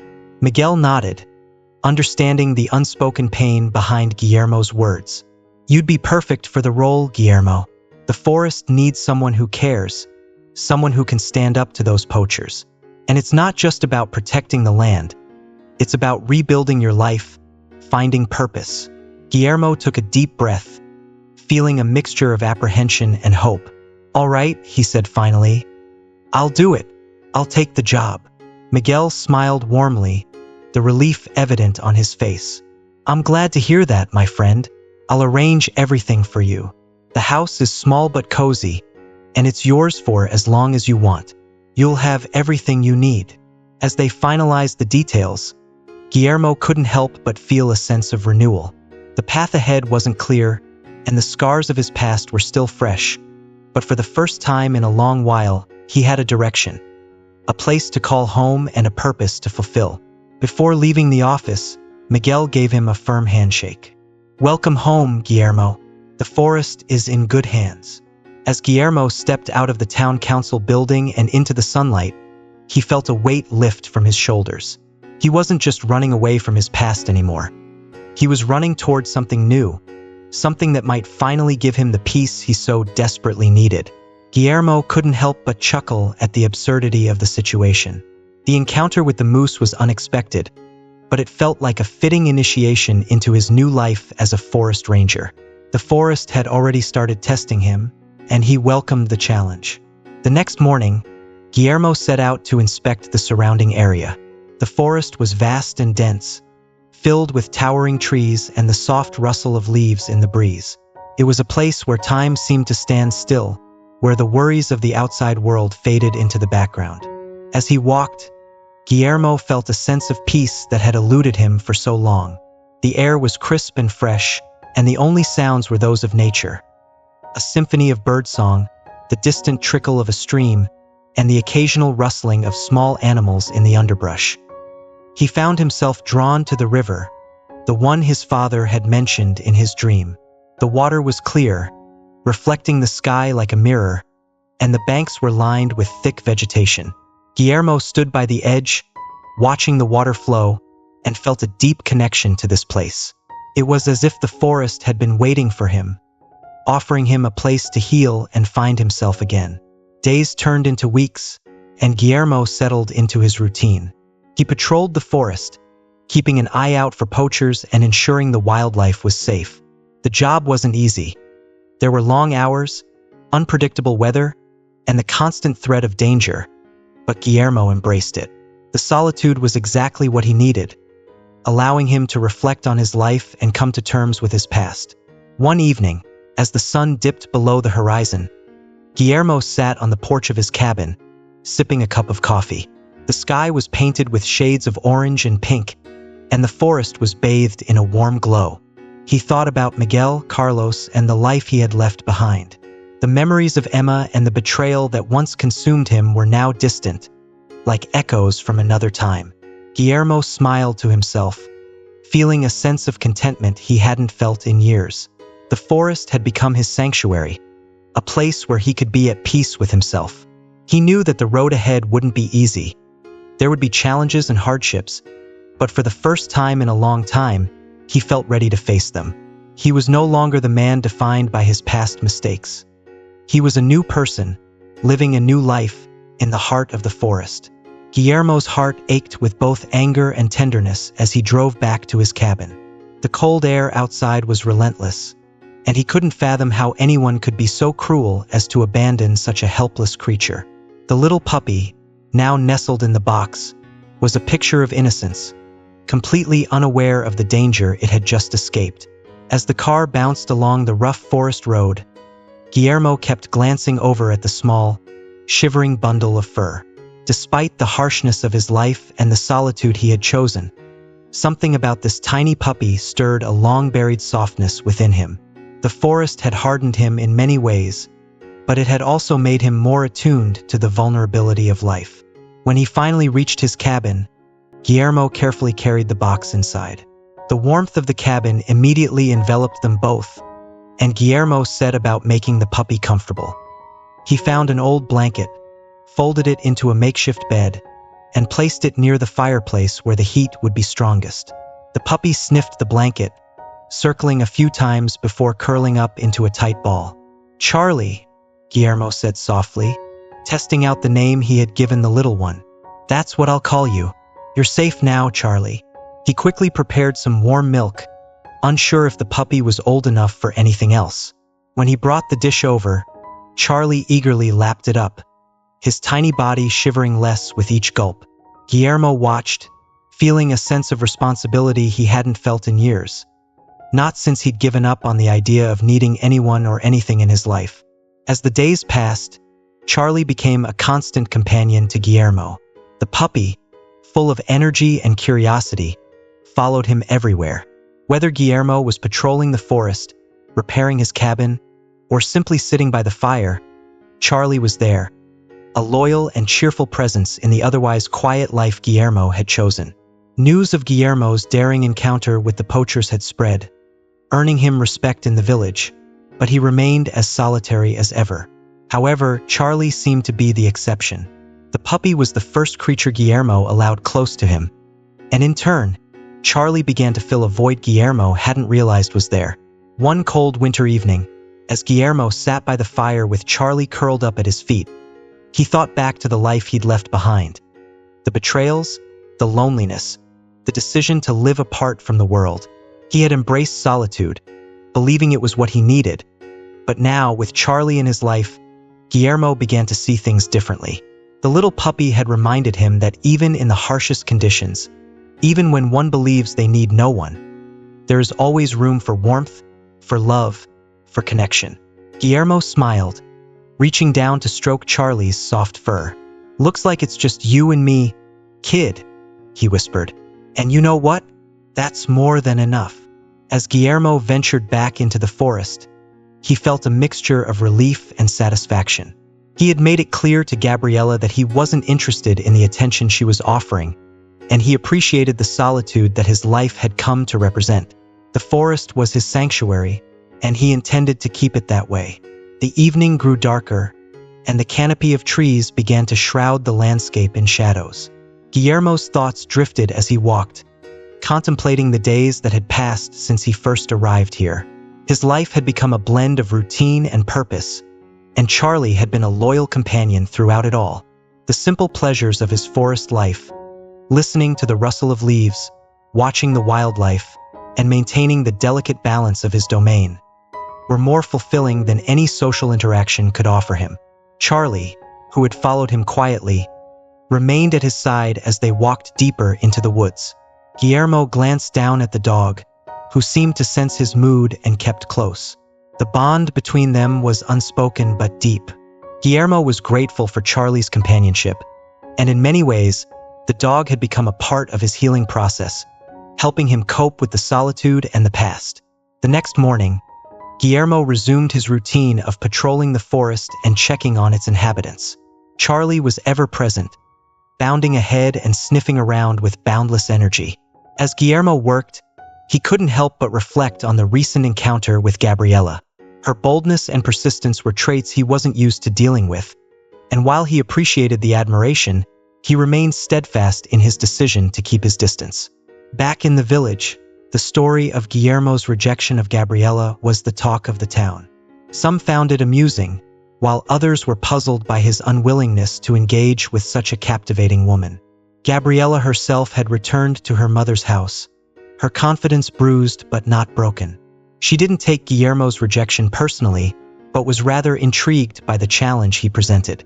She was used to getting what she wanted, and Guillermo's response only fueled her curiosity about him. Weeks passed, and Guillermo continued his life in the forest. Gabriella's visits to the edge of the forest became less frequent, but rumors of her interest in the reclusive ranger persisted. Guillermo remained unaffected, his focus on his duties and the peaceful life he had crafted for himself. One day, while on patrol, Guillermo stumbled upon an old, hidden trail he had never noticed before. Curiosity piqued, and he decided to explore it. The trail led to a secluded part of the forest where he discovered a small, serene clearing with a crystal-clear stream running through it. It was a place of profound beauty and tranquility, untouched by human presence. Guillermo spent the day in this newfound haven, reflecting on his life and the choices he had made. The peacefulness of the clearing reinforced his belief in the value of solitude and the contentment he found in his solitary existence. Charlie frolicked nearby, occasionally coming over to nuzzle Guillermo's hand. As the sun set, casting a warm golden hue over the clearing, Guillermo felt a renewed sense of purpose. He realized that while the world outside might be full of complexities and challenges, he had found his place in the heart of the forest. The rejection of Gabriella and the whispers of the village were distant echoes compared to the profound connection he felt with the natural world around him. Returning to his cabin that evening, Guillermo felt a deep sense of peace. His life was simple but rich with meaning, and he was content with the choices he had made. Charlie, ever the faithful companion, lay at his feet as he prepared for another night in the sanctuary he had come to cherish. The forest was his home, and in its quiet embrace, Guillermo had found his true self. Guillermo's surprise was palpable as he listened to Miguel's words. The forest ranger had been oblivious to the growing gossip about Gabriela and the rumors linking him to her. His isolation in the forest had shielded him from the town's chatter and the implications of his interactions with her. "I had no idea she was pregnant," Guillermo said, his voice steady but with a hint of confusion. "I thought she was just persistent and that her visits were simply a matter of her whims." Miguel sighed, clearly frustrated. "Well, it seems the whole town is talking about it, and now it's reached my ears too. It's not just about you and Gabriela anymore. It's about the baby, too. People expect you to take responsibility." Guillermo glanced away, trying to process the situation. The thought of being tied down to someone, especially under such circumstances, was something he had not considered. He enjoyed his solitude and had found peace in his role as a forest ranger, away from the complexities of relationships and town life. "I didn't intend for this to happen," Guillermo said finally. "My life is here, in the forest. I can't just uproot it for something I didn't even realize was happening." Miguel took a deep breath. "I understand that this isn't what you planned, but you have to think about the future. The child needs a stable home, and Gabriela, well, she's part of this too. You have a duty now." "I see," Guillermo replied thoughtfully. "I'll need to talk to Gabriela myself. I want to hear it from her directly, and then I'll decide how to proceed." Miguel nodded, seeming satisfied with Guillermo's response. "That's all I ask. It's important to handle this maturely and with respect for everyone involved." As Miguel left, Guillermo was left alone with his thoughts. He knew he needed to face Gabriela and address the situation directly. The quiet of the forest seemed to close in on him as he contemplated the unexpected turn his life had taken. He had lived so long in isolation, with his routine and the peace of nature as his constants. Now, he had to confront the reality of a family responsibility he had never anticipated. Later that evening, Guillermo prepared himself mentally for the conversation he was about to have with Gabriela. He was determined to approach the situation with clarity and respect, aiming to understand her perspective and come to a resolution that would be fair for all parties involved. When Gabriela arrived at his cabin, she was noticeably more composed than usual, but there was an air of apprehension about her. Guillermo greeted her with a nod and invited her to sit. Charlie, sensing the seriousness of the conversation, lay quietly at Guillermo's feet. "I hear you have something important to tell me," Guillermo began. "Miguel filled me in on the news about the baby." Gabriela's eyes were a mixture of relief and nervousness. "Yes, Guillermo, I'm pregnant. I didn't plan this either, but it happened. I wanted to tell you myself because you have a right to know." Guillermo took a deep breath. "I didn't know, Gabriela. I've been so focused on my life here that I didn't realize the implications of our interactions. I don't want to be unfair to you or the child, but I need to understand what you want."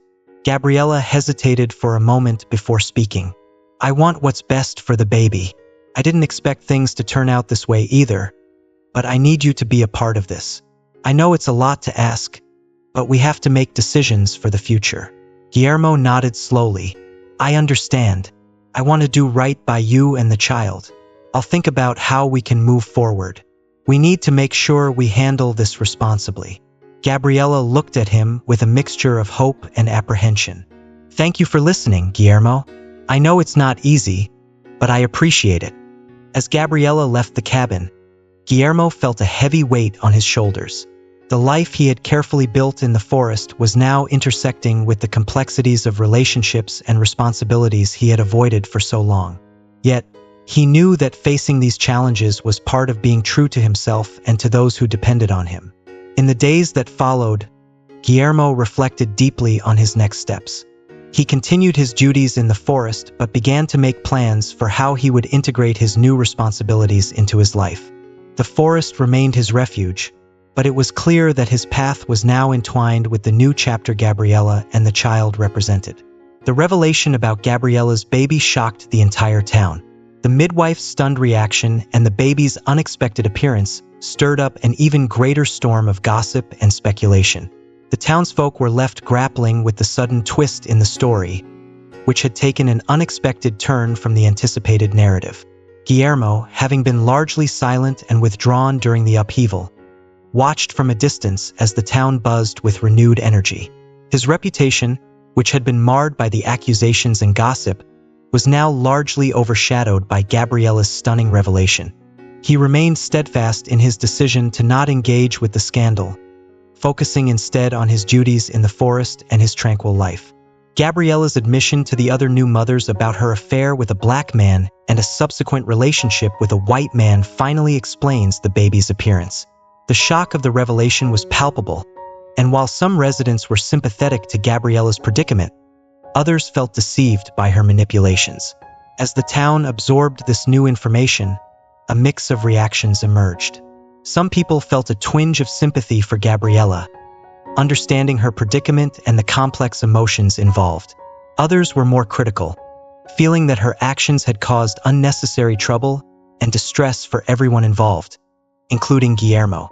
Amanda, Gabriella's mother, faced her share of embarrassment and frustration.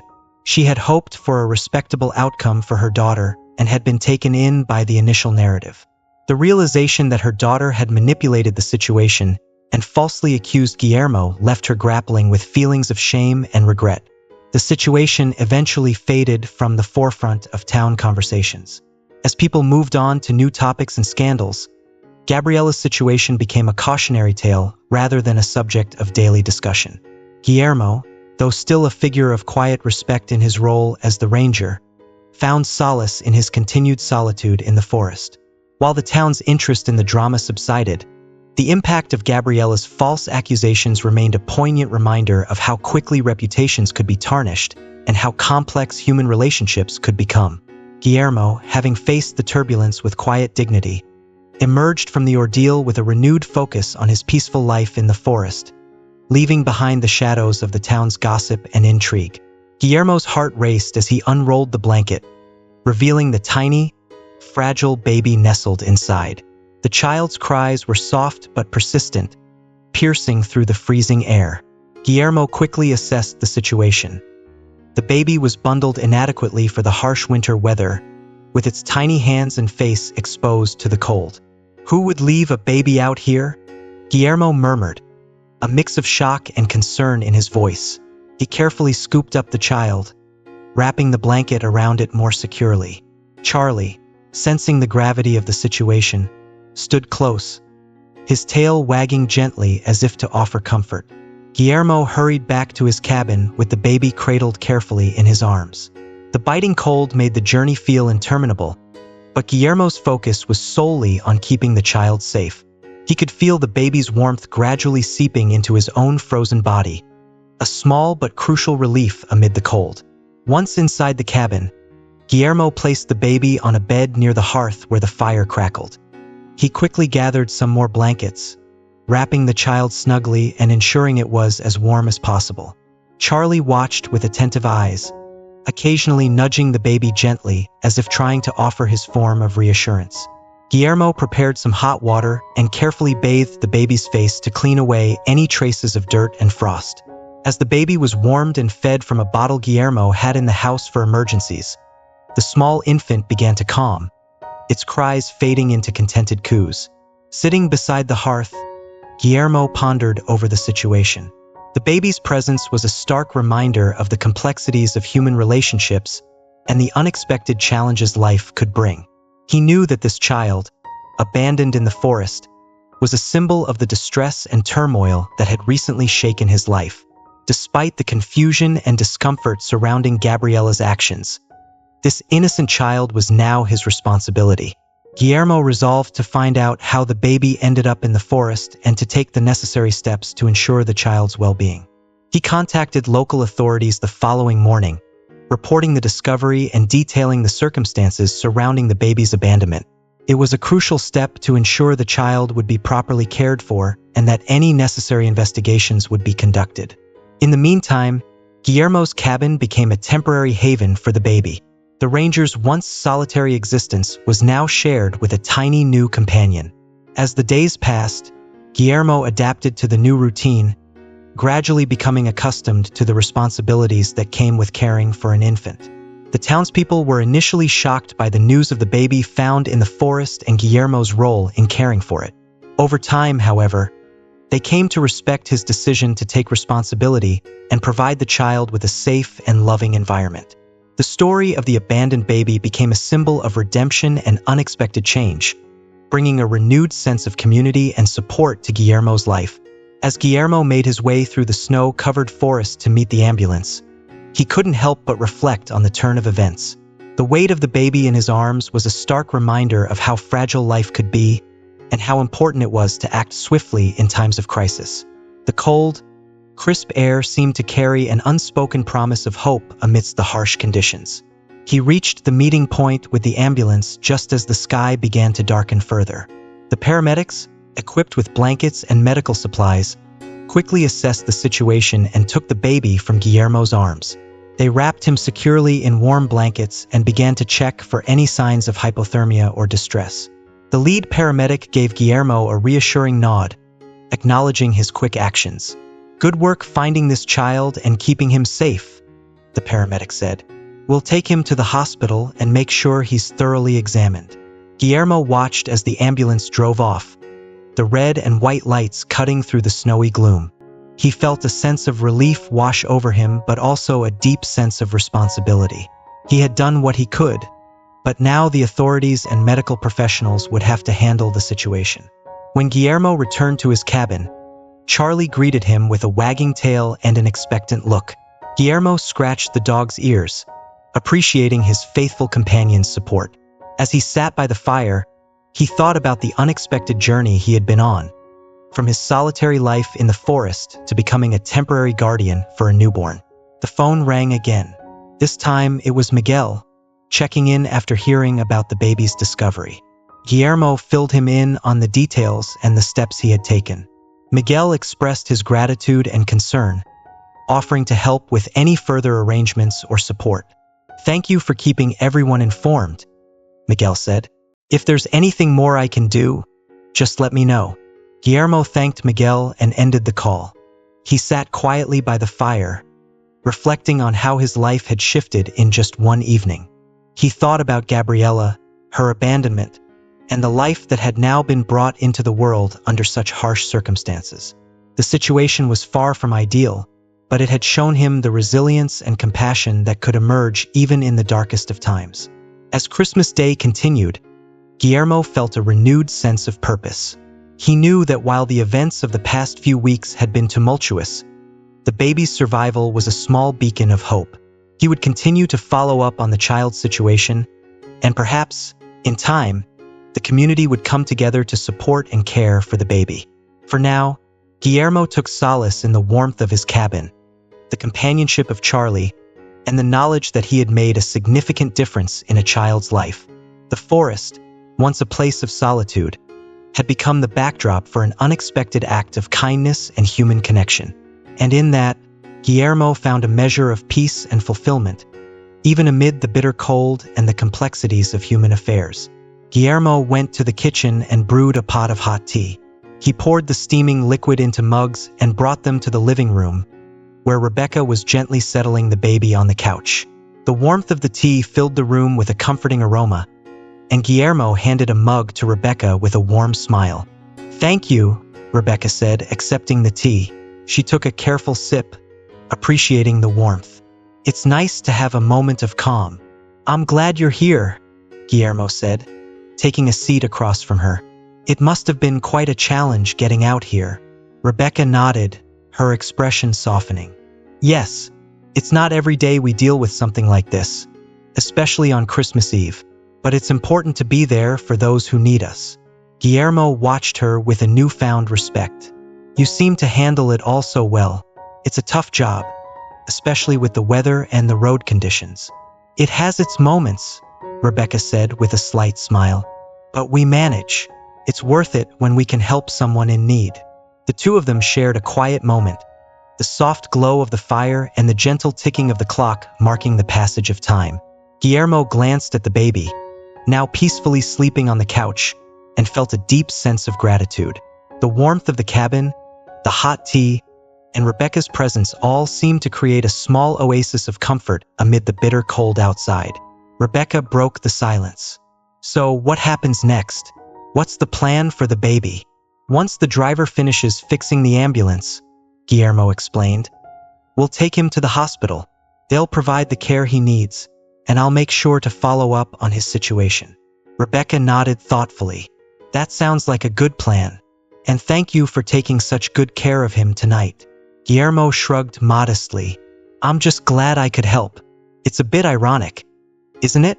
I've spent so many Christmases alone, and this year, I find myself here, doing something I never expected. Rebecca smiled. Sometimes the most unexpected things turn out to be the most meaningful. It seems like you've made a real difference tonight. As the clock struck midnight, marking the beginning of Christmas Day, Guillermo and Rebecca exchanged a quiet nod. Despite the challenges of the evening, there was a shared sense of accomplishment and hope. The sound of the ambulance's engine in the distance signaled that the driver had completed the repairs.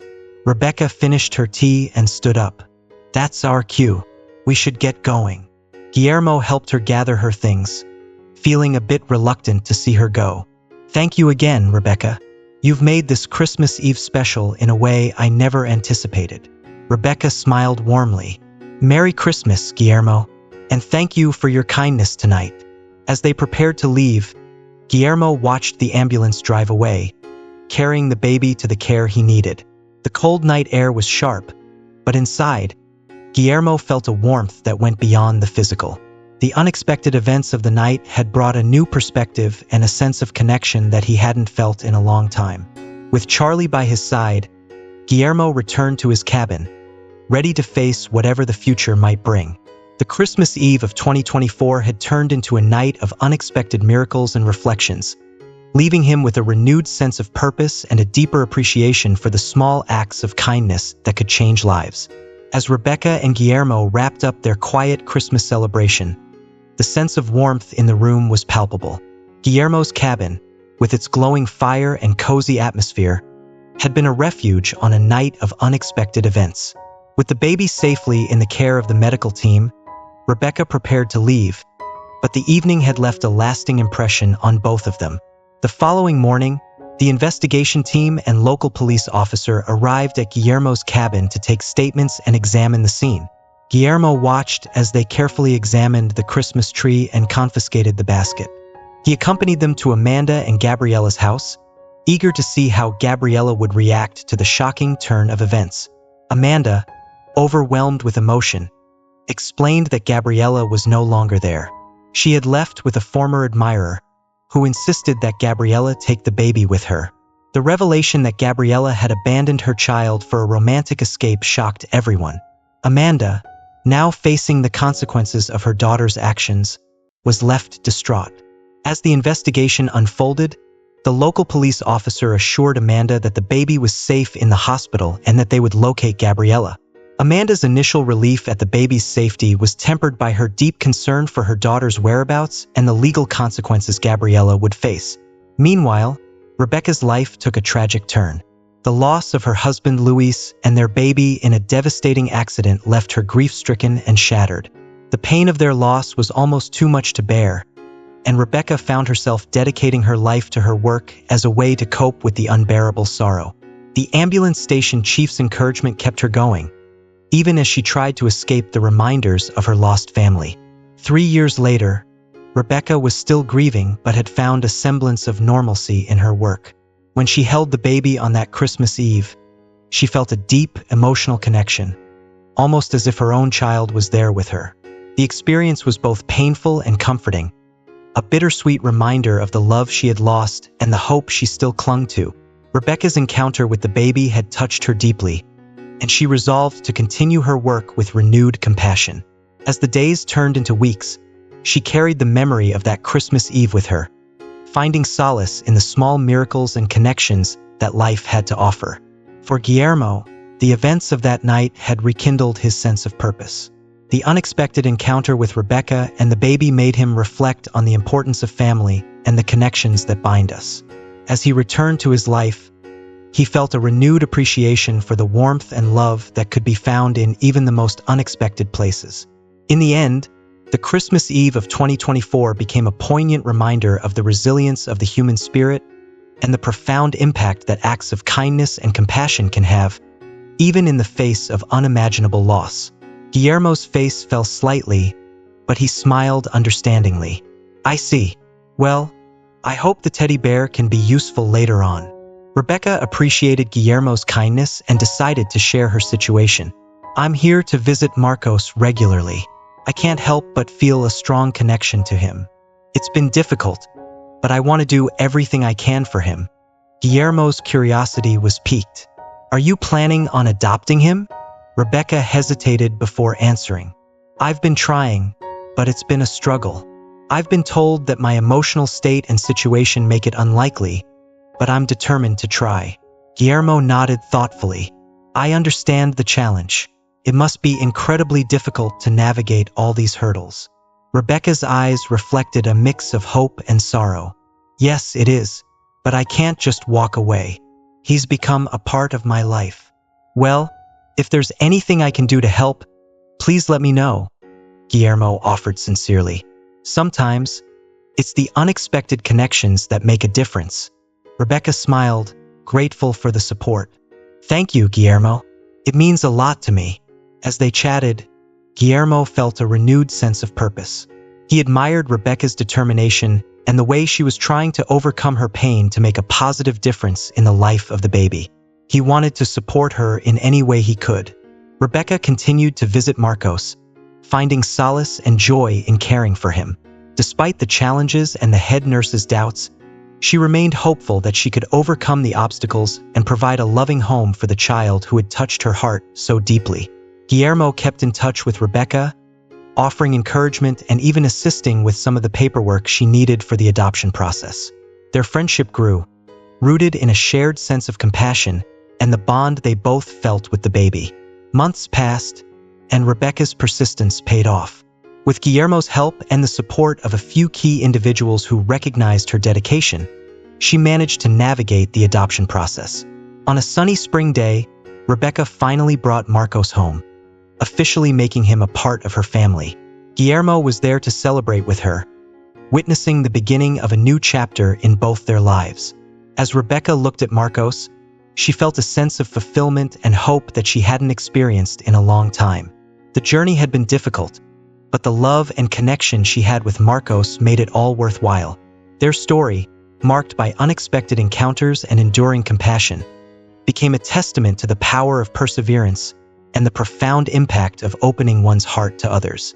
Days passed, and the initial shock of Guillermo's proposal began to settle. Rebecca found herself reflecting on his words. The idea of marrying Guillermo, someone who had shown kindness and understanding, seemed both daunting and oddly comforting. She had grown fond of him during their brief conversations and admired his strength and honesty. One evening, as Rebecca sat by the window of her small apartment, watching the snow gently blanket the streets, she pondered over Guillermo's offer. The loneliness she had felt since her family's tragic loss seemed to align with the possibility of creating a new family with someone who understood pain and redemption. The following week, Rebecca reached out to Guillermo, and they arranged to meet at the same cafe where they had first spoken. Guillermo, eager but nervous, awaited her arrival. When Rebecca walked in, she wore a soft smile, and Guillermo could immediately sense a shift in her demeanor. "Hi, Guillermo," Rebecca greeted him, her voice steady. "Hi, Rebecca. I'm glad to see you again," Guillermo said, standing up to greet her. They settled into a cozy corner of the cafe, and after some casual conversation, Rebecca took a deep breath. "I've been thinking about what you said, about us getting married and raising Marcos together." Guillermo's heart raced as he listened. "I know it sounds sudden and unconventional," Rebecca continued, "but maybe it's not such a crazy idea. I feel a connection with you, and I believe we could build something meaningful." for Marcos and ourselves. Guillermo's eyes lit up with relief and happiness. I feel the same way, Rebecca. I believe we could create a good life for Marcos and each other. Rebecca nodded, her eyes filled with determination. Then let's take this step. Let's get to know each other better and see where this leads us. I want to be sure that we're doing this for the right reasons, and I want us to be a family, not just for Marcos but for ourselves too. Guillermo reached across the table and took her hand gently. I agree. Let's start this journey together. We'll face whatever comes our way as a team.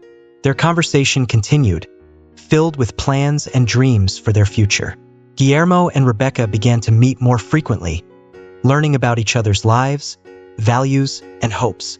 They discovered common interests, supported each other through personal challenges, and found comfort in each other's company. Over time, their bond grew stronger. Guillermo and Rebecca decided to take the plunge and officially marry. Their wedding was a modest, heartfelt ceremony, attended by close friends and family, including a few of Rebecca's colleagues from the hospital and Guillermo's acquaintances from the forest ranger community. As they settled into their new life together, Guillermo and Rebecca found joy in their shared purpose. They adopted Marcos, who thrived under their care. The couple faced challenges together but found strength in their partnership and in their commitment to providing a loving home for their child. Guillermo and Rebecca's story became one of unexpected love and redemption. Through their journey, they discovered that life's twists and turns, while often unanticipated, could lead to profound and beautiful outcomes. They created a family from the fragments of their pasts, united by their shared experiences and the love they had for each other and their son. Marcos listened intently, his young mind trying to grasp the concept of his origins. "So, I'm adopted?" he asked, looking up at his parents with wide eyes. "Yes," Rebecca gently affirmed, "but you are our son in every way that matters. We love you just as much as if you had been born to us." Guillermo nodded in agreement. "You're a part of our family, and nothing will ever change that. Your skin color doesn't make you any less loved or any less ours." Marcos seemed to ponder this for a moment. "But why did they give me away?" Rebecca smiled warmly. "Sometimes people make choices that we don't understand. But we're so glad they made the choice they did because it brought us to you." Guillermo placed a comforting hand on Marcos's shoulder. "We've always been so grateful that you came into our lives. You've made us happier than we could have ever imagined." Marcos smiled, reassured by their words. He accepted the story with the innocence and openness that only a child could possess. As he grew older, he continued to thrive in the loving environment Guillermo and Rebecca had created for him. Jessica and Luis, their younger siblings, looked up to Marcos with admiration. The family's bond deepened as they navigated life's challenges and joys together. Guillermo and Rebecca found fulfillment not just in their work and home life but in the happiness of their children. Their house became a warm and welcoming place, filled with laughter, love, and the occasional chocolate treat that Marcos would share with his siblings. The neighborhood embraced them, and their story became an inspiration to others. The chocolate boy was cherished by everyone who knew him, not just for his sweet demeanor, but for the loving family that had come together against all odds. As the years passed, Guillermo and Rebecca reflected on their journey with gratitude. They often marveled at how their lives had transformed from those uncertain days when they first met. Their unconventional beginning had blossomed into a life full of love and purpose. Their family continued to grow, not just in numbers but in the richness of their shared experiences. Guillermo's new role in the Ranger Society brought him fulfillment, while Rebecca's role as a mother enriched her life in ways she had never imagined. Their love, once sparked by an act of kindness and a shared commitment to a little boy, had evolved into a deep and abiding partnership. Guillermo and Rebecca knew that their journey together had been more than a series of events. It had been a testament to the power of love and the unexpected paths that life could take. As they looked out over their home, with their children playing in the garden, they understood that their greatest achievement was not just creating a family but building a life filled with joy, understanding, and an unbreakable bond. Guillermo absorbed the bartender's words with a mix of surprise and reflection. It was clear that Emma's life had taken a sharp turn from the glamorous image he once knew. The contrast between her past and present was striking, and he couldn't help but feel a sense of detachment from the person she had become. Returning to his family, Guillermo saw Rebecca watching him with concern. He took a deep breath and gathered his thoughts. "Guillermo, what happened?" Rebecca asked gently, noticing his thoughtful expression. "Just a twist of fate," Guillermo replied, his voice steady but tinged with contemplation. "I saw someone from my past. She was not how I remember her. Life has been unkind to her, it seems." Rebecca nodded, understanding that this encounter had stirred something in Guillermo. "Are you okay?" "Yes, I'm fine," Guillermo assured her, trying to shake off the unease. "It's just a reminder of how much things can change, and how different paths can lead to different outcomes." As the family continued their vacation, Guillermo tried to focus on the present moment with his children and Rebecca. The incident with Emma had stirred old emotions and reflections, but he was determined not to let it overshadow their time together. Marcos, Jessica, and Luis were enjoying their outing, exploring the sights and sounds of the city with wonder. Guillermo and Rebecca shared smiles and laughs with their children, appreciating the warmth of their family bond. That evening, as they watched the sunset over the beach, Guillermo and Rebecca sat together, reflecting on the day's events. Guillermo felt a renewed sense of gratitude for the life he had built with Rebecca and their children. "Sometimes," Guillermo said softly, "seeing the past can make you appreciate the present even more." Rebecca squeezed his hand reassuringly. "We've built something wonderful together, and that's what matters." As the family walked along the shore, the waves gently lapping at their feet, Guillermo realized that his past was a part of who he was, but it no longer defined him. His life with Rebecca and their children was his true focus, and it was a life filled with love, fulfillment, and happiness. The encounter with Emma, though unexpected and unsettling, had reinforced his appreciation for the journey he had taken and the family he now cherished. As they continued their vacation, Guillermo embraced the present moment, knowing that the past was behind him and the future was bright with promise. The incident at the cemetery had stirred Guillermo's emotions, but he tried to put it out of his mind. Life with Rebecca and their children was fulfilling, and he wanted to focus on that happiness. Yet fate seemed to have other plans. One evening, about a week later, as Guillermo was preparing dinner, the doorbell rang. Rebecca opened the door to find a woman standing there, looking distressed. "Hello," the woman said hesitantly. "I'm Gabriella. We met recently at the cemetery. May I come in?" Rebecca hesitated, glancing at Guillermo, who had come to the door. He exchanged a look with Rebecca, who nodded reluctantly. "Sure," Guillermo said. "Come in." Gabriella stepped inside, her face drawn and tired. She seemed even more worn than when they had last met. Guillermo and Rebecca led her to the living room and offered her a seat. "I'm sorry to intrude," Gabriella began, her voice trembling. "I didn't mean to cause any trouble. I'm in a really bad place right now. I didn't have anywhere else to go." Guillermo remained silent, but his gaze softened. Rebecca, ever compassionate, offered Gabriella a cup of tea and listened as Gabriella explained her situation. "I lost my job," Gabriella said, tears welling up. "I've been struggling to find work, and I don't have anywhere to live. I know I've made mistakes, and I'm not asking for pity. I don't know where to turn." Rebecca looked at Guillermo, who sighed deeply. His initial reaction of indifference was giving way to a sense of empathy. "Look," Guillermo said after a moment, "I can't offer you much, but I can help you find some resources. There are shelters and job placement services that might be able to assist you." Gabriella nodded gratefully. "Thank you. I didn't expect anything. I just needed to reach out."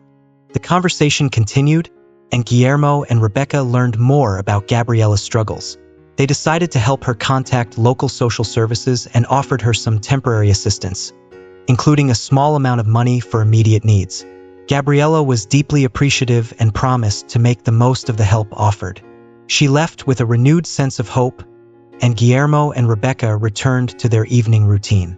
Later that night, Guillermo and Rebecca talked about the unexpected visit. I didn't think I'd feel anything, Guillermo said, reflecting on the encounter. But seeing Gabriella like that, it reminded me of how different life can be for everyone. Rebecca nodded. It's easy to feel disconnected from people who have hurt us, but sometimes we have to look beyond the past to help those in need. It's part of what makes us human. I suppose so, Guillermo said thoughtfully. I'm glad we could do something, even if it's small. It's a reminder that while we have our challenges, there are always ways we can make a positive difference. The next day, Guillermo and Rebecca continued their routine, their hearts lighter from the small but significant act of kindness. They focused on their family and the love they shared, understanding that while the past could not be erased, they had the power to shape their present and future. As the days went by, Guillermo and Rebecca noticed that their own lives felt more enriched by their compassion. Their children thrived in the loving home they had built together, and the family continued to grow closer, finding joy in the everyday moments they shared. In the end, Guillermo realized that his life had transformed in ways he had never anticipated.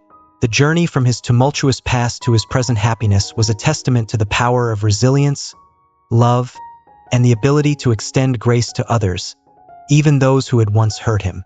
Guillermo was visibly frustrated after hearing Rebecca's account of Gabriella's demands. The situation was unsettling, and he was determined to protect his family from any further disruption. Rebecca, I'm going to take care of this, Guillermo said firmly.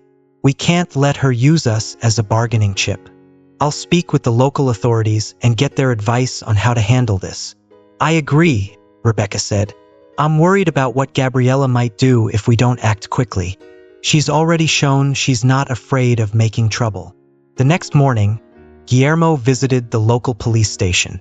He explained the situation to Officer Ramirez, who listened intently. This woman sounds like she's desperate and dangerous, Officer Ramirez said. We'll keep an eye out and make sure she doesn't cause any harm. I'll also see if we can get a restraining order against her to keep her away from your family. Guillermo nodded gratefully. Thank you. I just want to ensure that my family, especially Marcos, is safe and unaffected by this. With the police alerted, Guillermo returned home to find Rebecca and the children still unsettled. He reassured them that he was taking steps to address the situation. Don't worry, we'll get through this, Guillermo said, trying to calm their nerves. I'll keep you updated. Over the next few days, Gabriella's presence in the village became more erratic. She seemed to be moving between various locations, and her attempts to confront the family or extort money were thwarted by the police. The restraining order was in place, and Gabriella was advised to stay away from Guillermo's family under threat of legal action. Despite these measures, the tension remained. Marcos, sensing the unease, asked Rebecca and Guillermo what was happening. They chose to be honest with him, explaining that Gabriella was a person from his past who had made some poor choices. They reassured him that he was loved and safe. It's okay, Marcos, Rebecca said gently. You know we're your family, and that's what matters. We're here for you. Marcos nodded, though he was affected by the situation. Guillermo and Rebecca made extra efforts to provide comfort and stability for him, emphasizing the strong bond they shared as a family. As the weeks went by, Gabriella seemed to disappear from their lives. Her troubles caught up with her, and she eventually moved away, leaving the village behind. The police continued to monitor the situation, ensuring that there were no further disturbances. Life gradually returned to normal for Guillermo, Rebecca, and their children. They resumed their routines and continued to cherish the time they had together. Marcos seemed to recover from the stress, and the family focused on creating happy memories. One evening, as the family gathered for dinner, Guillermo looked around at his loved ones. Despite the challenges they had faced, he felt a deep sense of contentment. We've been through a lot, Guillermo said, raising his glass, but we've come through stronger and more united. Here's to family and the strength we find in each other. Rebecca, Jessica, and Luis joined in the toast, their faces beaming with love and gratitude. The past was behind them, and they looked forward to the future with hope and joy. The difficulties with Gabriella had tested their resilience, but they emerged from the experience with a deeper appreciation for the family they had built together. Their bonds were stronger than ever, and they embraced each day with renewed gratitude for the life they had created. One day, the whole family went on vacation to the beach.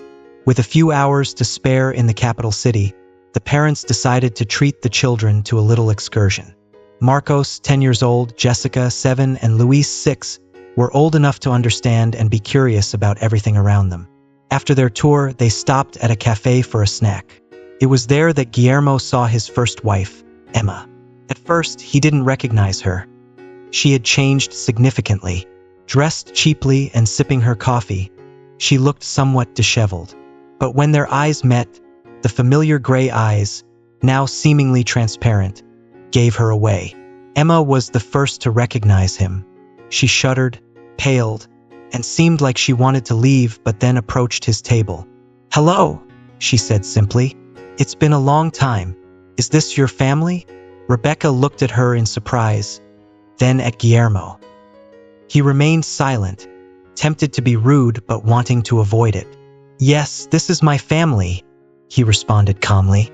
Emma smiled sarcastically and gestured toward Marcos. The boy, understanding everything, lowered his head in disappointment. Guillermo's patience wore thin. "He is my eldest son," he said, barely containing his anger. "As for you, it seems that life has not been kind." "Everything is fine with my life," Emma replied and walked away. Rebecca looked at her husband in surprise. "Guillermo, who is she?" she asked quietly. "She's the one I thought ruined my life before, but it turns out she ruined her own," Guillermo said thoughtfully, watching as Emma walked away. She went to the bar, exchanged a few words with the bartender, and left. The bartender shared Emma's story with Guillermo for a small fee. She had been working as a dishwasher in the cafe and had recently been fired. Her father had died suddenly, and her husband took control of the business, leaving her with nothing. She had ended up in this situation due to her lack of experience and poor choices. Guillermo felt nothing, no anger or joy. He was indifferent. After enjoying a wonderful vacation, his family returned to their village, and life continued. Guillermo no longer thought about the encounter with his first wife. One autumn day, the family went for a walk in the woods to relax and pick mushrooms. Guillermo suggested Rebecca and the children wait in the car while he quickly cleaned the grass from his parents' graves. "You and the kids can wait in the car. I'll clean the graves," Guillermo said. "I'll help you too, Dad," Marcos said. Guillermo nodded, pleased with his son's willingness to help. They finished quickly and started back. Suddenly, Guillermo noticed a woman near a fresh grave. He recognized her.